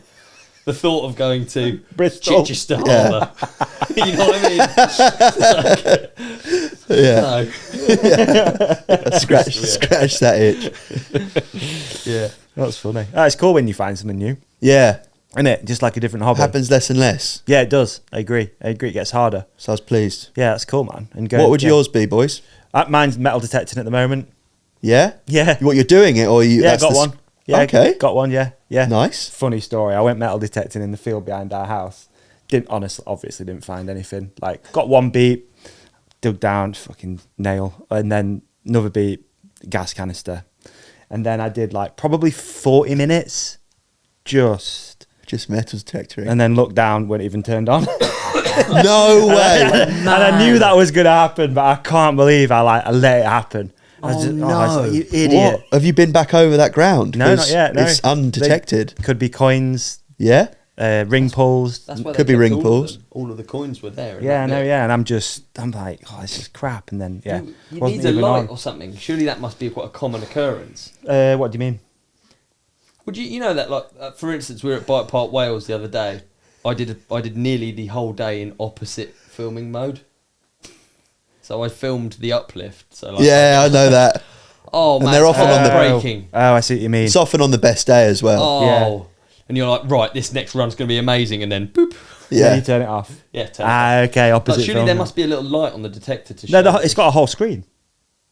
the whole thing's off. LCD, dude. Yeah. So that whole thing was it was off. Yeah, for but those you just 40 get minutes. Yeah, but what I figured out, you just get into the swing of Flow state. just doing that. You were in flow state. Yeah, I was just edging along the field. The giant screen didn't.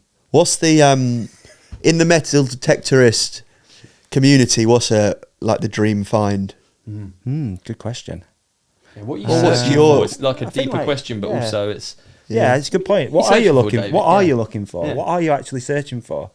I think I get the feeling you don't give a fuck. It's just it's just being in a field on 'cause my own. yeah. Yeah, Would that be fair?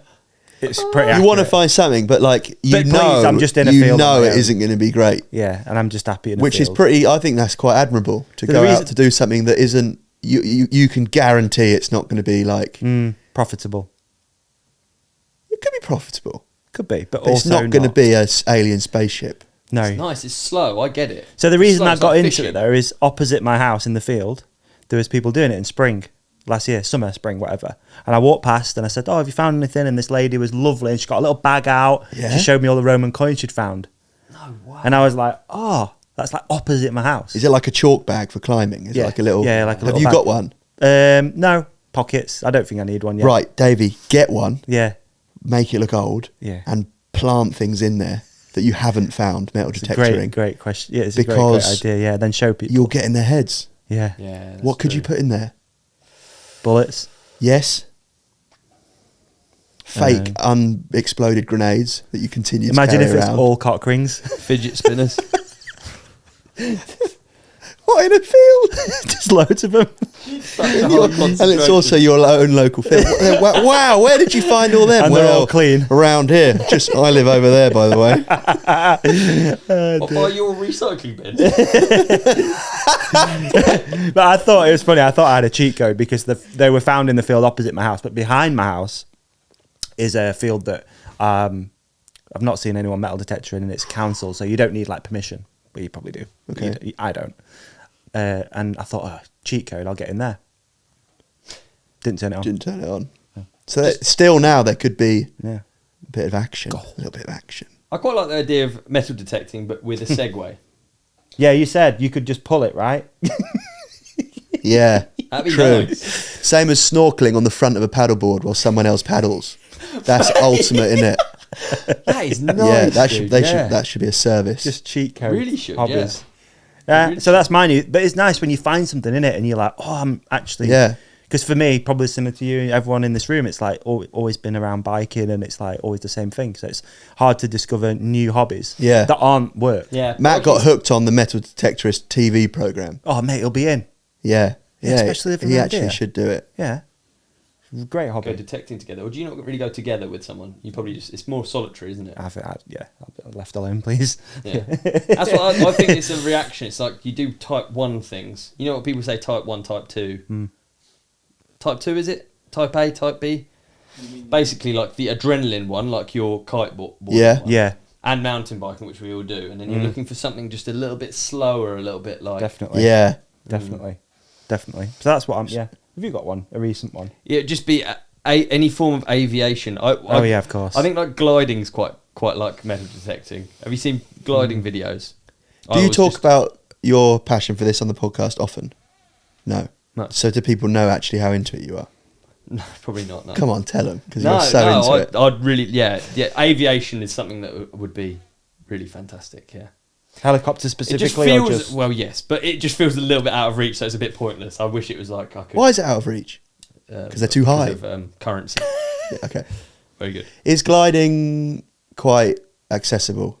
Yeah, more I would say. Yeah, I always look at these these gliding videos. I always watch people do these gliding videos, and it's just a bloke in like a bathtub flying around with this sort of like beep beep beep beep beep beep beep beep noise, which is the thermals.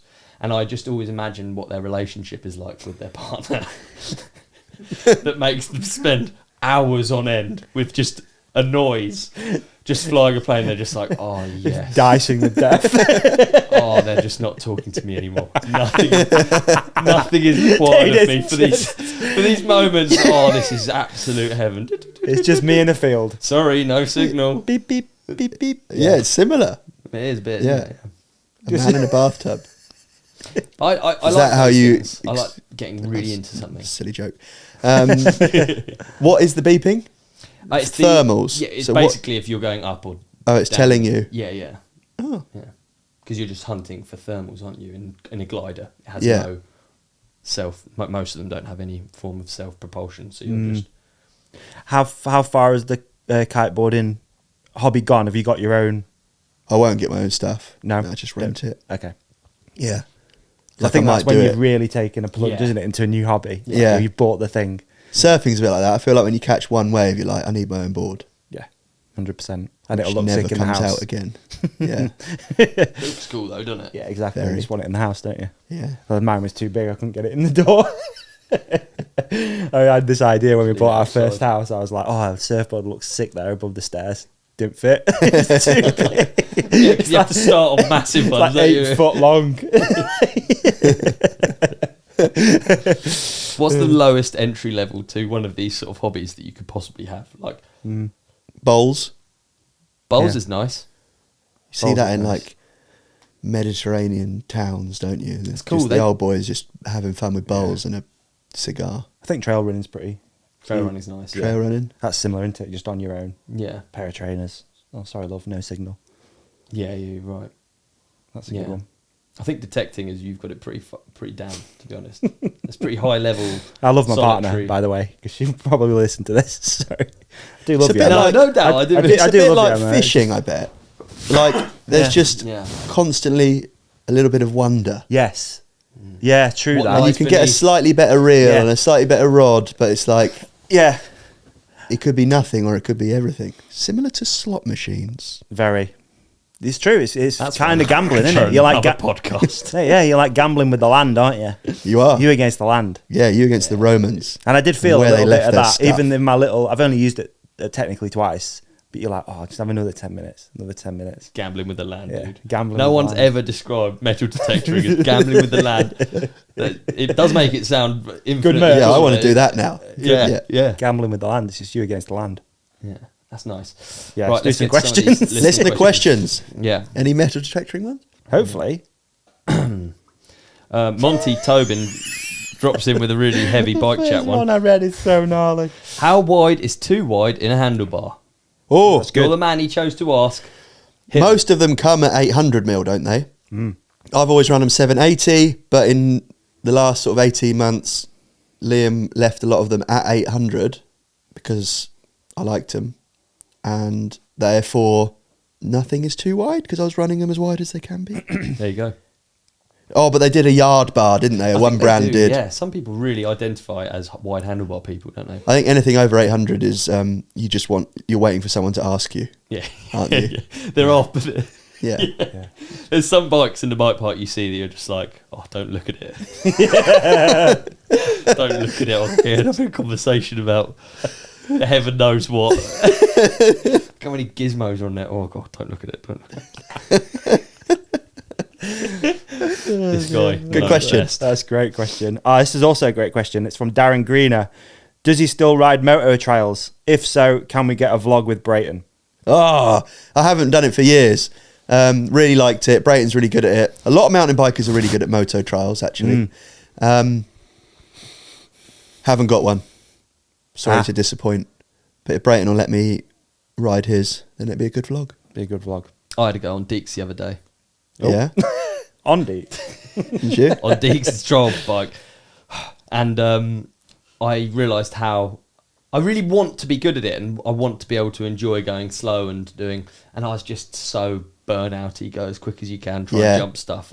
You need to get that out of your system and out of the way, and then you can focus on actually being good. Yeah. But it was like someone had stolen the trials bike and was ragging it around a local wreck. It was Reverend Rodney. yeah, wheel spins and jumps, like all of the things you're not meant to do on a trials bike. I was sort of hyper focused on, annoyingly. Okay, great question. Sorry, Ollie, I'm jumping in. Please. I'm .massey01. Non-bike related goal or hope for 2026. Yeah, that's nice. That's a nice one. The kite surfing one would have probably been the answer last time, but I've scratched that itch. So a non-bike related goal.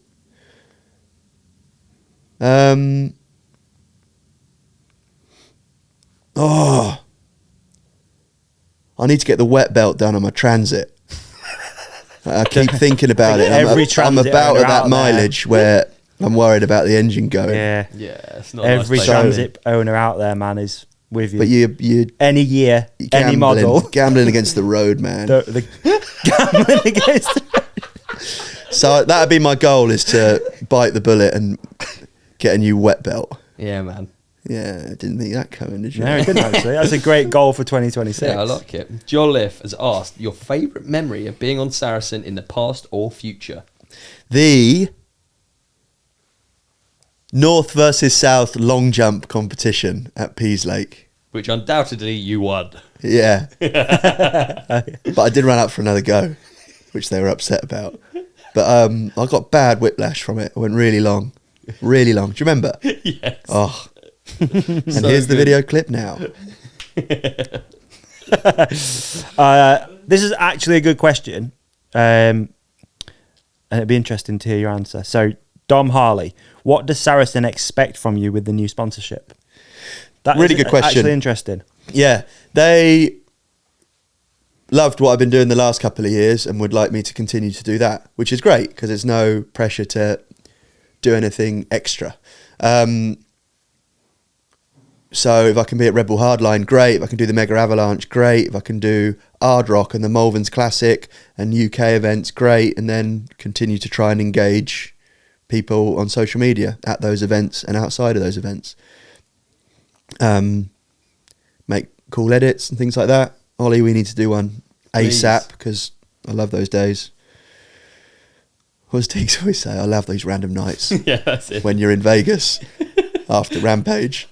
It's Having like, I booked don't think flights. there's anything random about this. We know we were going to do this for the last 2 weeks. God, I love these random nights. Nothing random about it. Great answer. Zach Kennard asked, how did Jono not end up in slopestyle? Actually, Oh, what a that question. is, yeah.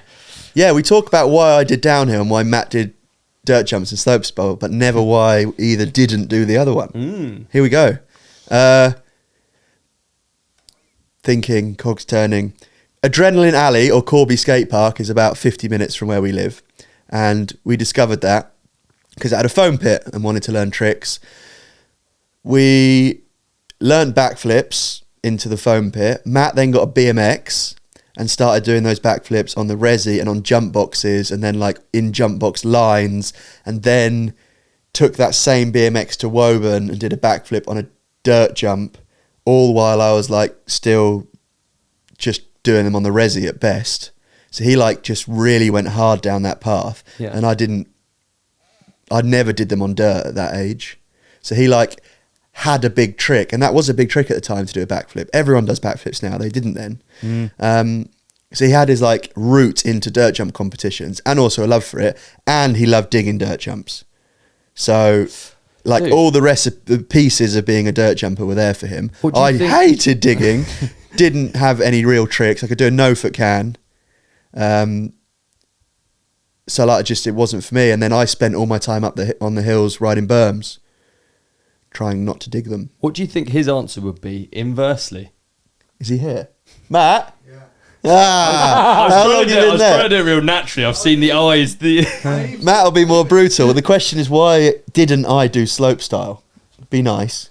Why didn't you do downhill? And slopestyle is like the next discipline beyond dirt jumping, right? So it's like you have to be a really good dirt jumper or whatever I'd say to do slopestyle. I never even did the dirt jumping part.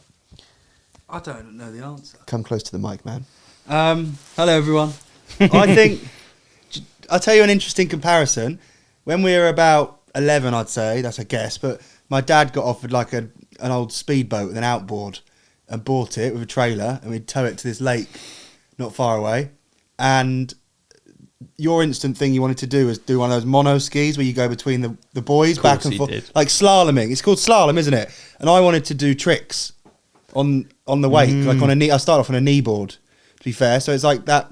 I wanted to do freestyle and be in the air, and you wanted to go round boys as fast as you can, like floating boys, plastic Don't make boys. it better.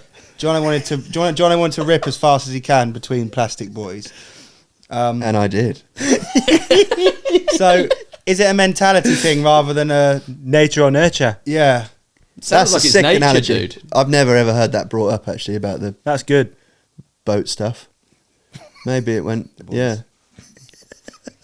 I love the boys. Love the boys. and when you had to get right round them. Yeah. Yeah. How would you do that? What part of the board would you do it with? You just on an edge. edging round the boys. Interestingly, sat on the boat looking back, you're not even going around them. You're actually on top of them. Like when you lean, think about it. Your skis on the outside, but you are Yeah. staring True. down on them. On the boys. So it's not even an answer. We drifted into some treacherous ground there with the podcast, but to bring it back to Slope nature style. or nurture, freestyle or racing. Yeah. Oh, Do please. you know what you don't like doing? And I like skiing. You like snowboarding. Literally don't really like snowboarding, but I do. But you prefer it. No. When we went skiing, I would rent the race Rent skis. board. You'd No. have the twin tips, wouldn't you? Yeah, the freestyle. And we'd ski the same stuff. We'd still Go like backwards. go. Would be with, you know what I mean. But it's just straight away. He's in like freestyle guy. That's That's interesting. Have you ever There's done a something in downhill it, yeah. race, Matt? What Have a you done a question. downhill race?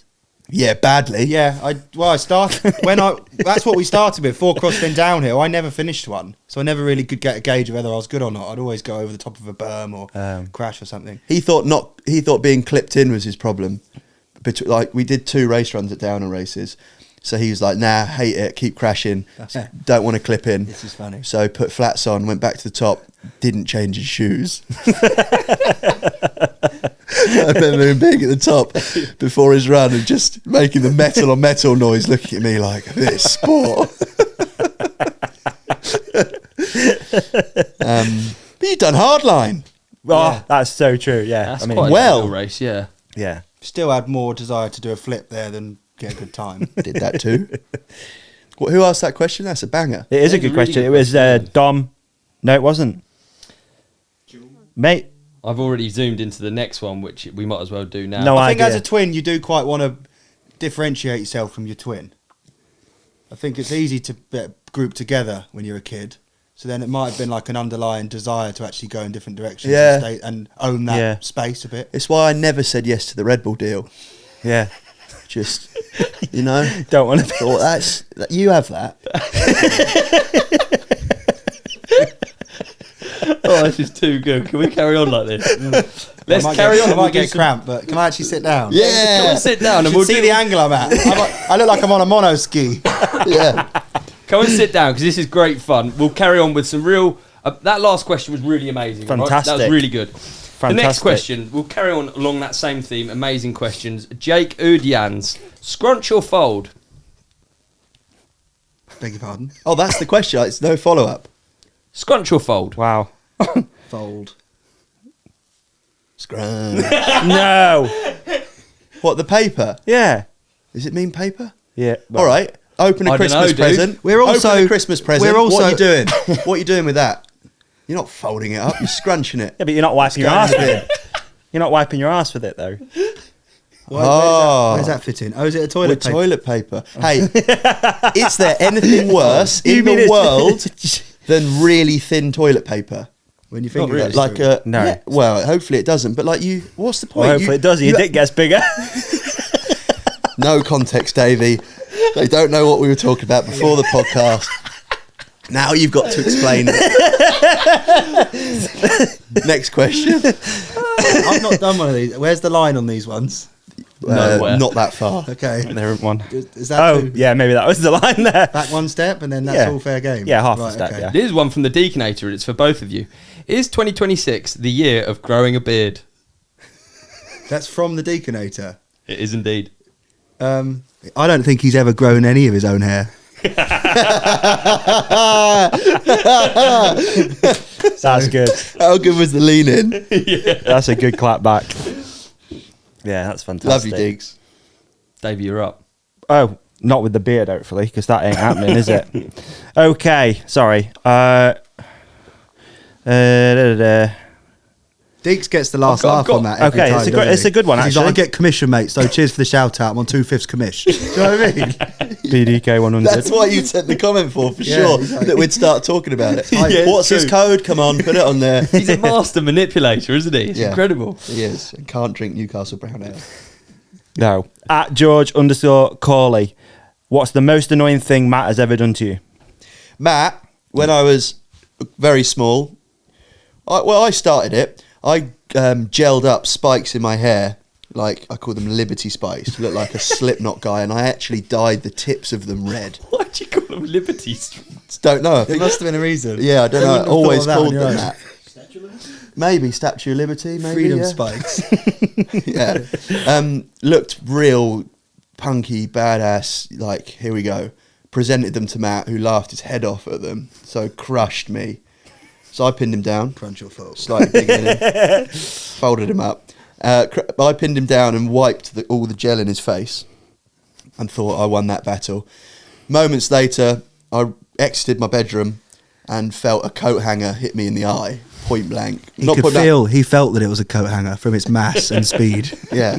He threw a coat hanger down the landing and it hit me in the eye. And my eye filled with blood and I went to hospital and that nearly was blind. That's the most annoying thing because missed out on like probably building a treehouse. Maybe. Your pupil was bigger than the other for ages. Yeah, that was bad. It was bad luck though. Yeah, but I got you in the eye with a cooking apple, remember? Yeah, we used to have apple fights in the field behind our house. There was cooking apple trees, and you get a different range of sizes of them. So like real like holy grail cooking apple would be massive, and you wouldn't be able to do like a cricket ball throw. You'd have to do a grenade throw because like they're that heavy. And I'd hide behind this like wooden shelf. I remember them landing on the plywood like boom, boom, boom, Warning shots. and then yeah, covering fire. And then I put my head up just as one struck me in the eye. Yeah. Similar to goat angry. Struck me in the eye. That's such a G. Atherton sentence, isn't it? Have you heard him do that? What, was it with you guys? And he's like, every time I strike the ground, another bone, another bone. It's not even it's a lie. It's not a lie. He's got a way of telling it where you're like sweating. Yeah. He's like, then I finally come around and look down, and my femur's all twisted up, and I think, I'm going to spot a bother here. He had multiple seizures in the audience at his talks. I heard the same. That's true. joking. One person had multiple, or there was more than one case. There's more than one case. Yeah. And throwing up, seizures, people had to leave the room at his... I can't imagine... Just because of him telling a truthful Telling the story. truth. Yeah, Just telling about what's happened. And it probably was watered down. Yeah, realistically. I'm a massive G fan. We love G so much. Yeah. Big fan. He's hardcore. Yeah. I'm trying to imagine the talk. You know, like you put it back on yourself, like you standing on stage doing a talk. And then Just how much less epic it would be than Yeah. G's Yeah. talk. Mine would be. And What then I was the one stood on where a he- charger plug and I couldn't ride for 2 weeks. I like the one where you got out of him that he wore a stab proof vest. I know. Just to ride his biking track he'd built. So I just For himself. didn't want to end up, skewered halfway up a tree. So nice. Yeah. At 5 a.m. alone. Yeah. With his iPhone propped up against the stump. Yeah. Oh. I always think that with those self-filmed biking clips. Just the idea of watching yourself knock yourself out. Also, what would take longer? Building an insane North Shore track through a canopy of trees, let's be honest, there was a team that built that, right? It wouldn't have just been him, I guess. So was it outside the realm of possibility just to wander down the side of the track and break off all the sharp twigs during that entire build phase? You know? Nah, he's Mr. Danger. Looks better. Do you think he screwed some more in Yeah. Probably did. with his time? He probably Shipping in did. spiky. He saw a really sharp one, and he went, I think I'm onto something here. I don't know why he turns into Bear Grylls when I do an impression of him. And it was so cold up there. I had to eat my jacket. Right, what's the most annoying thing Jono's done to you, Matt? Drag me in here now. What were you doing? About to ring John Oldale at Marin. Huh? I know this is about Do it Saracen. on the Nice. podcast. Well done, David. I was playing a video game actually. There you go. Must Which have been one? Annoying. Oh yeah, Tony Hawk. What's the question? What's Do you play annoying? it? I think you've Do you never play been it like? Sorry to interrupt. Just like for fun, or are you zoned in I on? do. But you do know can't what I mean? when you hold the keys to what it does. Yeah. You can't look. You're always stress testing and going. Didn't like that. That could be better. That's sick. Let's tap into that. Do more of that. Okay. That's the same, I don't know. Yeah, same for naturally just everything. happens. Yeah, for sure. It's a good point. It's a good point. Yeah. Work. You got a list?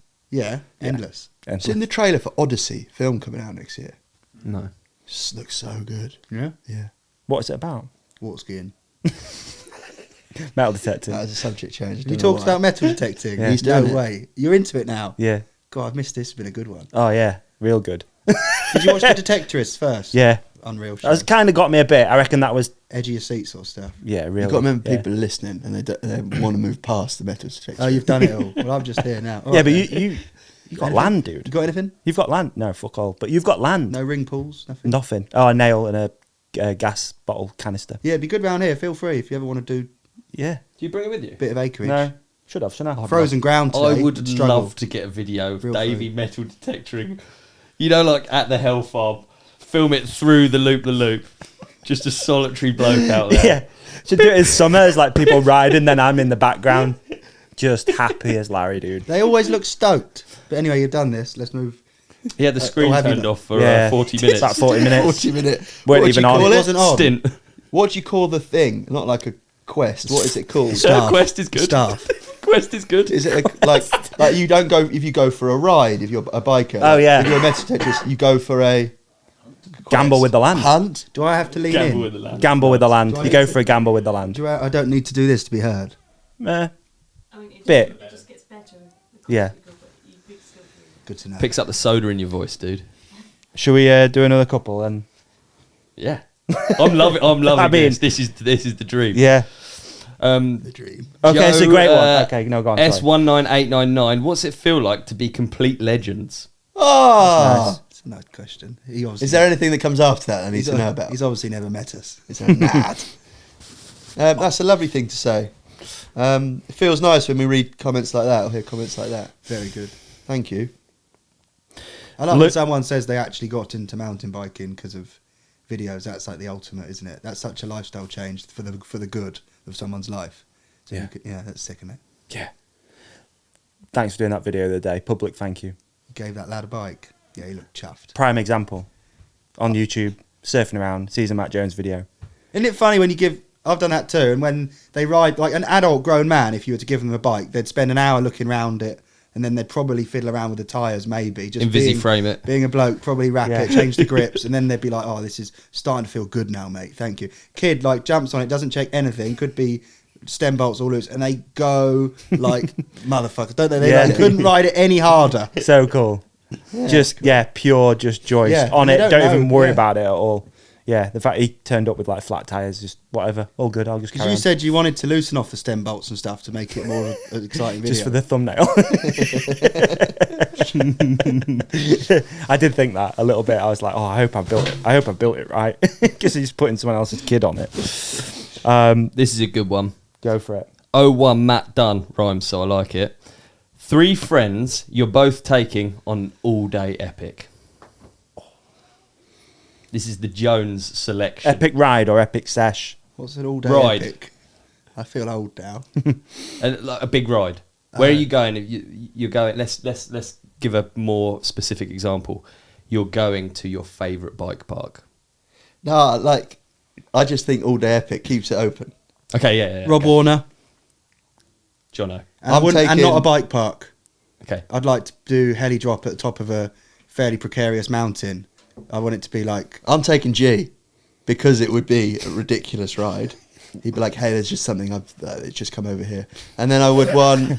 Just come over here. And I would want Deeks, actually. We talked about him a lot this podcast. I just think I get no unfathomable joy out of when I hear him upset and moaning.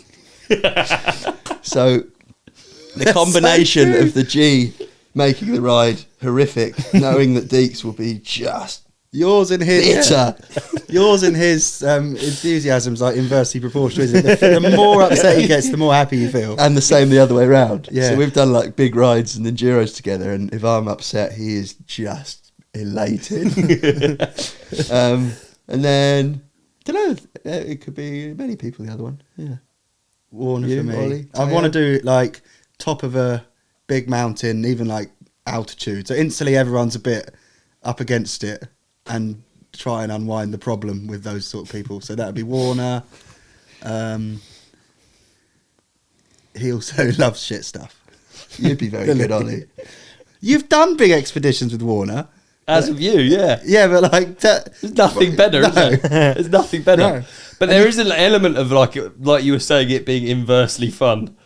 You know, Yeah. like when he's hating it, there is a part of me that it's just visually so funny to watch him hate something so much. Like the same as Deeks, isn't it? I did one with him where we were mic'd up. And he went to town on this bloke, the guide. He was like, had some spring in his step, and he's like, yeah, you just want to hike a bike, dude? We'll just pop up that ridge, man. We get halfway up, and he's like, I can't even repeat what he said. And then we both realised at the same time that we're mic'd up, and he's like in part of the production and would be editing it. I haven't got past Warner. Let me have a good think. I've had some insane times with Pilgrim over the years. He brings a lot, doesn't he? A lot of weird bikes. yeah. The steering wheel at Banter. Remember that? Mate. Yeah, I remember that. We're That was- like, yo, did you get through? Yeah, I got through. Did you get through? Yeah. Tag that one a little bit, but like, I'm going to give it another go. And here he comes. with a steering wheel Closing that big. Yeah. on his bike, does a flip no-hander. If you're going to buy a steering wheel for your bike, at least get a good size one. Like, how long did he look for? It's like one of the wheels on the side of a lathe. You know what I mean? Where you wind in the thing. He was like, that'll do. Didn't even have the nubbin, I think. He probably already had a grub screw in the forklift. side. Yeah. He was like, yeah, that'll do. And it's got the little upright. Side of a lathe. Yeah. I think it had 3 bolts holding it on as well, didn't Yeah, it? it It was was like precarious. really badly, yeah. And just shut us down with your Just like, steering nah. wheel bike. Let's have another one.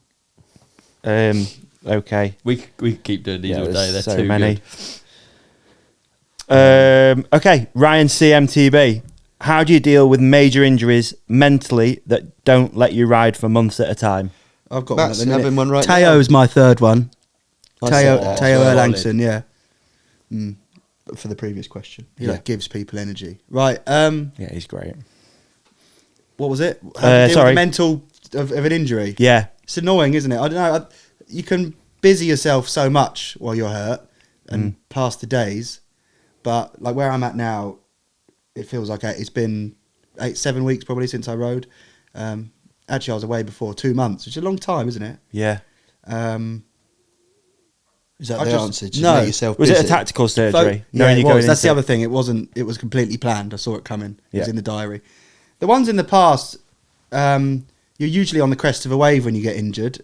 When it's your career, it always feels like when the going's going the best, that you smash yourself up because you feel invincible. Generally, that's when you have huge slams. Is when you see it in loads of people's careers, don't you? When they're like Pirion, wasn't it? Didn't he hurt himself when he was just smashing it, winning everything? So many of them. Pastrana. Yeah, you reckon it's a confidence thing. You're on the ed- You're so confident that the Yeah. so So my point. probability of a crash is so likely. Yeah, because you're just dicing with death constantly. So the answer would be that that is when it's toughest, is when you didn't see it coming, huge slam, feel like your career's been taken from underneath you. But I don't know, we're so lucky, man, because it's our job. We can like restructure and like make a plan, or I'm going to get my ducks in a row and do a filming project when I'm back on the bike and all that stuff.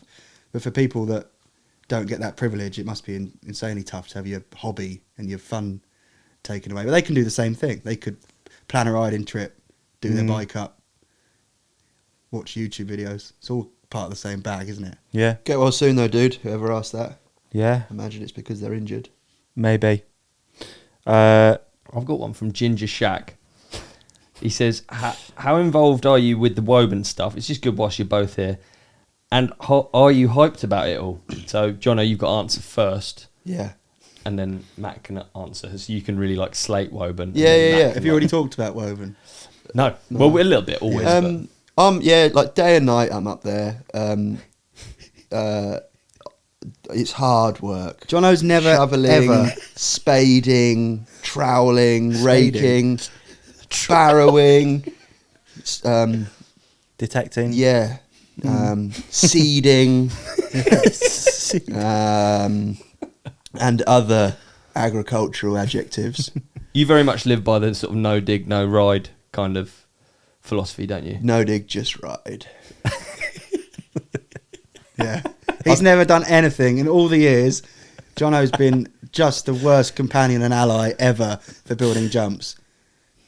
And because of your actual like you're not the most epic dirt jump rider ever. No offense. Some of the like Teo can barely ride dirt jumps. I know loads of people that are unreal on bikes that just never did tick the dirt jump box.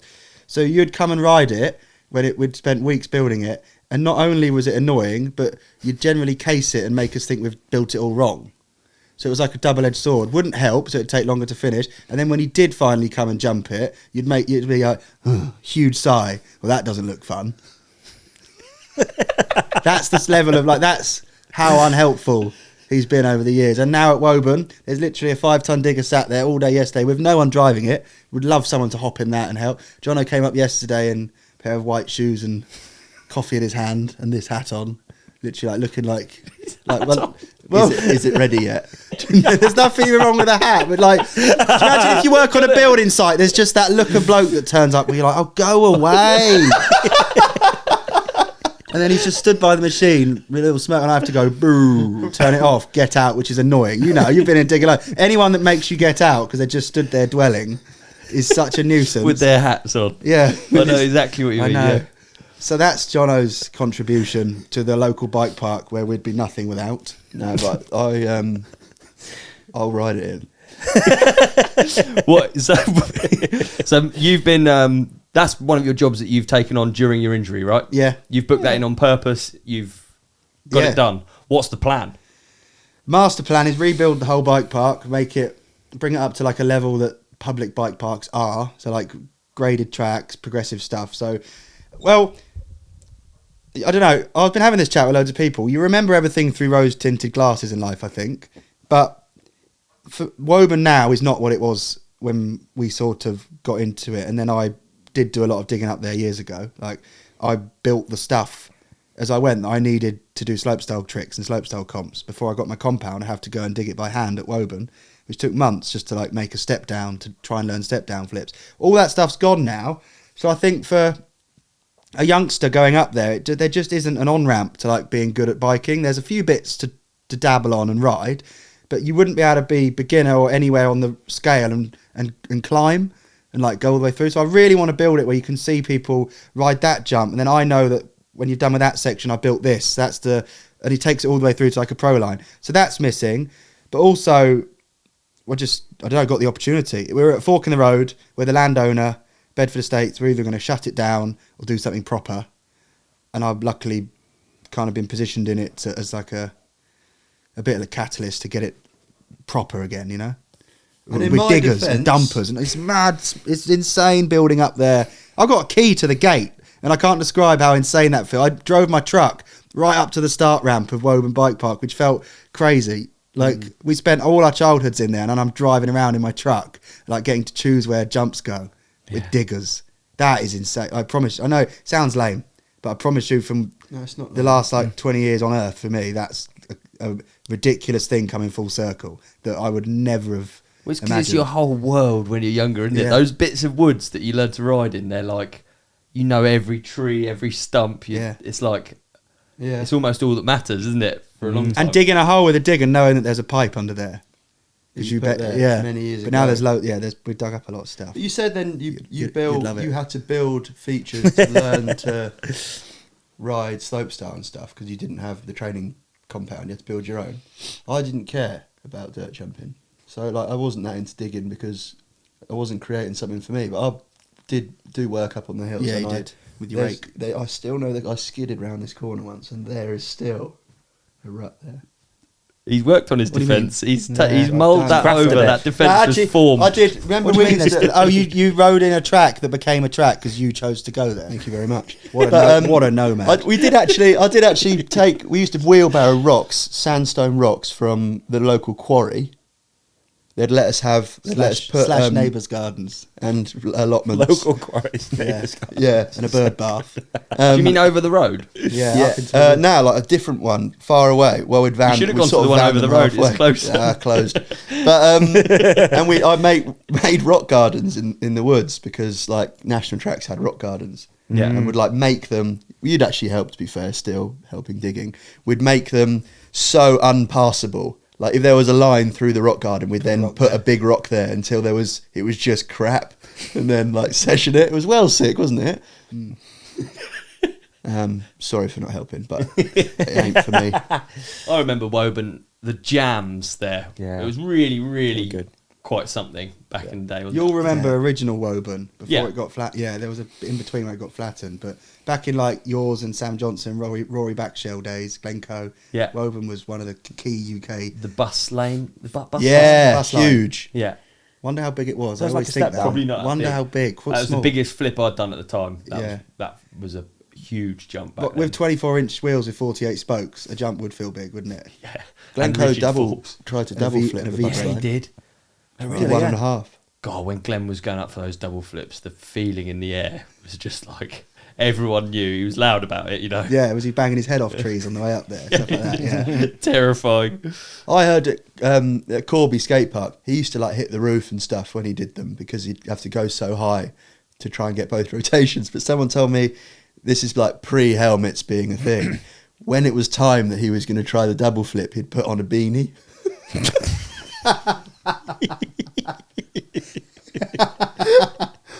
I think that's true.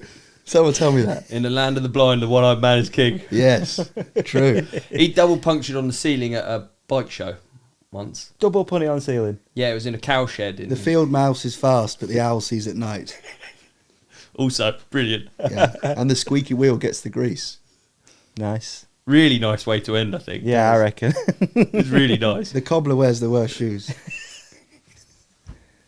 Your turn. Too many cooks. No, I've run out. I'm hosting. I'm hosting this wisdom off. Too many cooks boil the broth. They're all the classic ones. Just Yeah, what's a boring. good one? A watched pot never boils. It doesn't. Yeah, you're right. It's true. What's one that we could just finish End on? on? You know? Yeah, like a real nice, a real poignant moment that we could just be like, Something about the future, maybe. Mavrix is coming out on the 22nd of January. Get it. boom. Big thanks. Thanks for listening. Peace and love. Like, subscribe. Mate, what an episode. Brilliant. I thought you were really great, Davey. Mate, and I thought you were even better. Thanks, dude. Better Thanks, than dude. normal. Oh, cheers. Hey, how about we tell our lovely podcast community to hit subscribe here. Yeah. Click on the video on Ollie's face. That's right. Click on the video on my face. Yeah. And follow us at The Ride Companion on Instagram. They can like and comment as well. Please do. I'm going to try and get this energy and I'm going to bring it into next week. Let's fast forward to next week's episode. Done.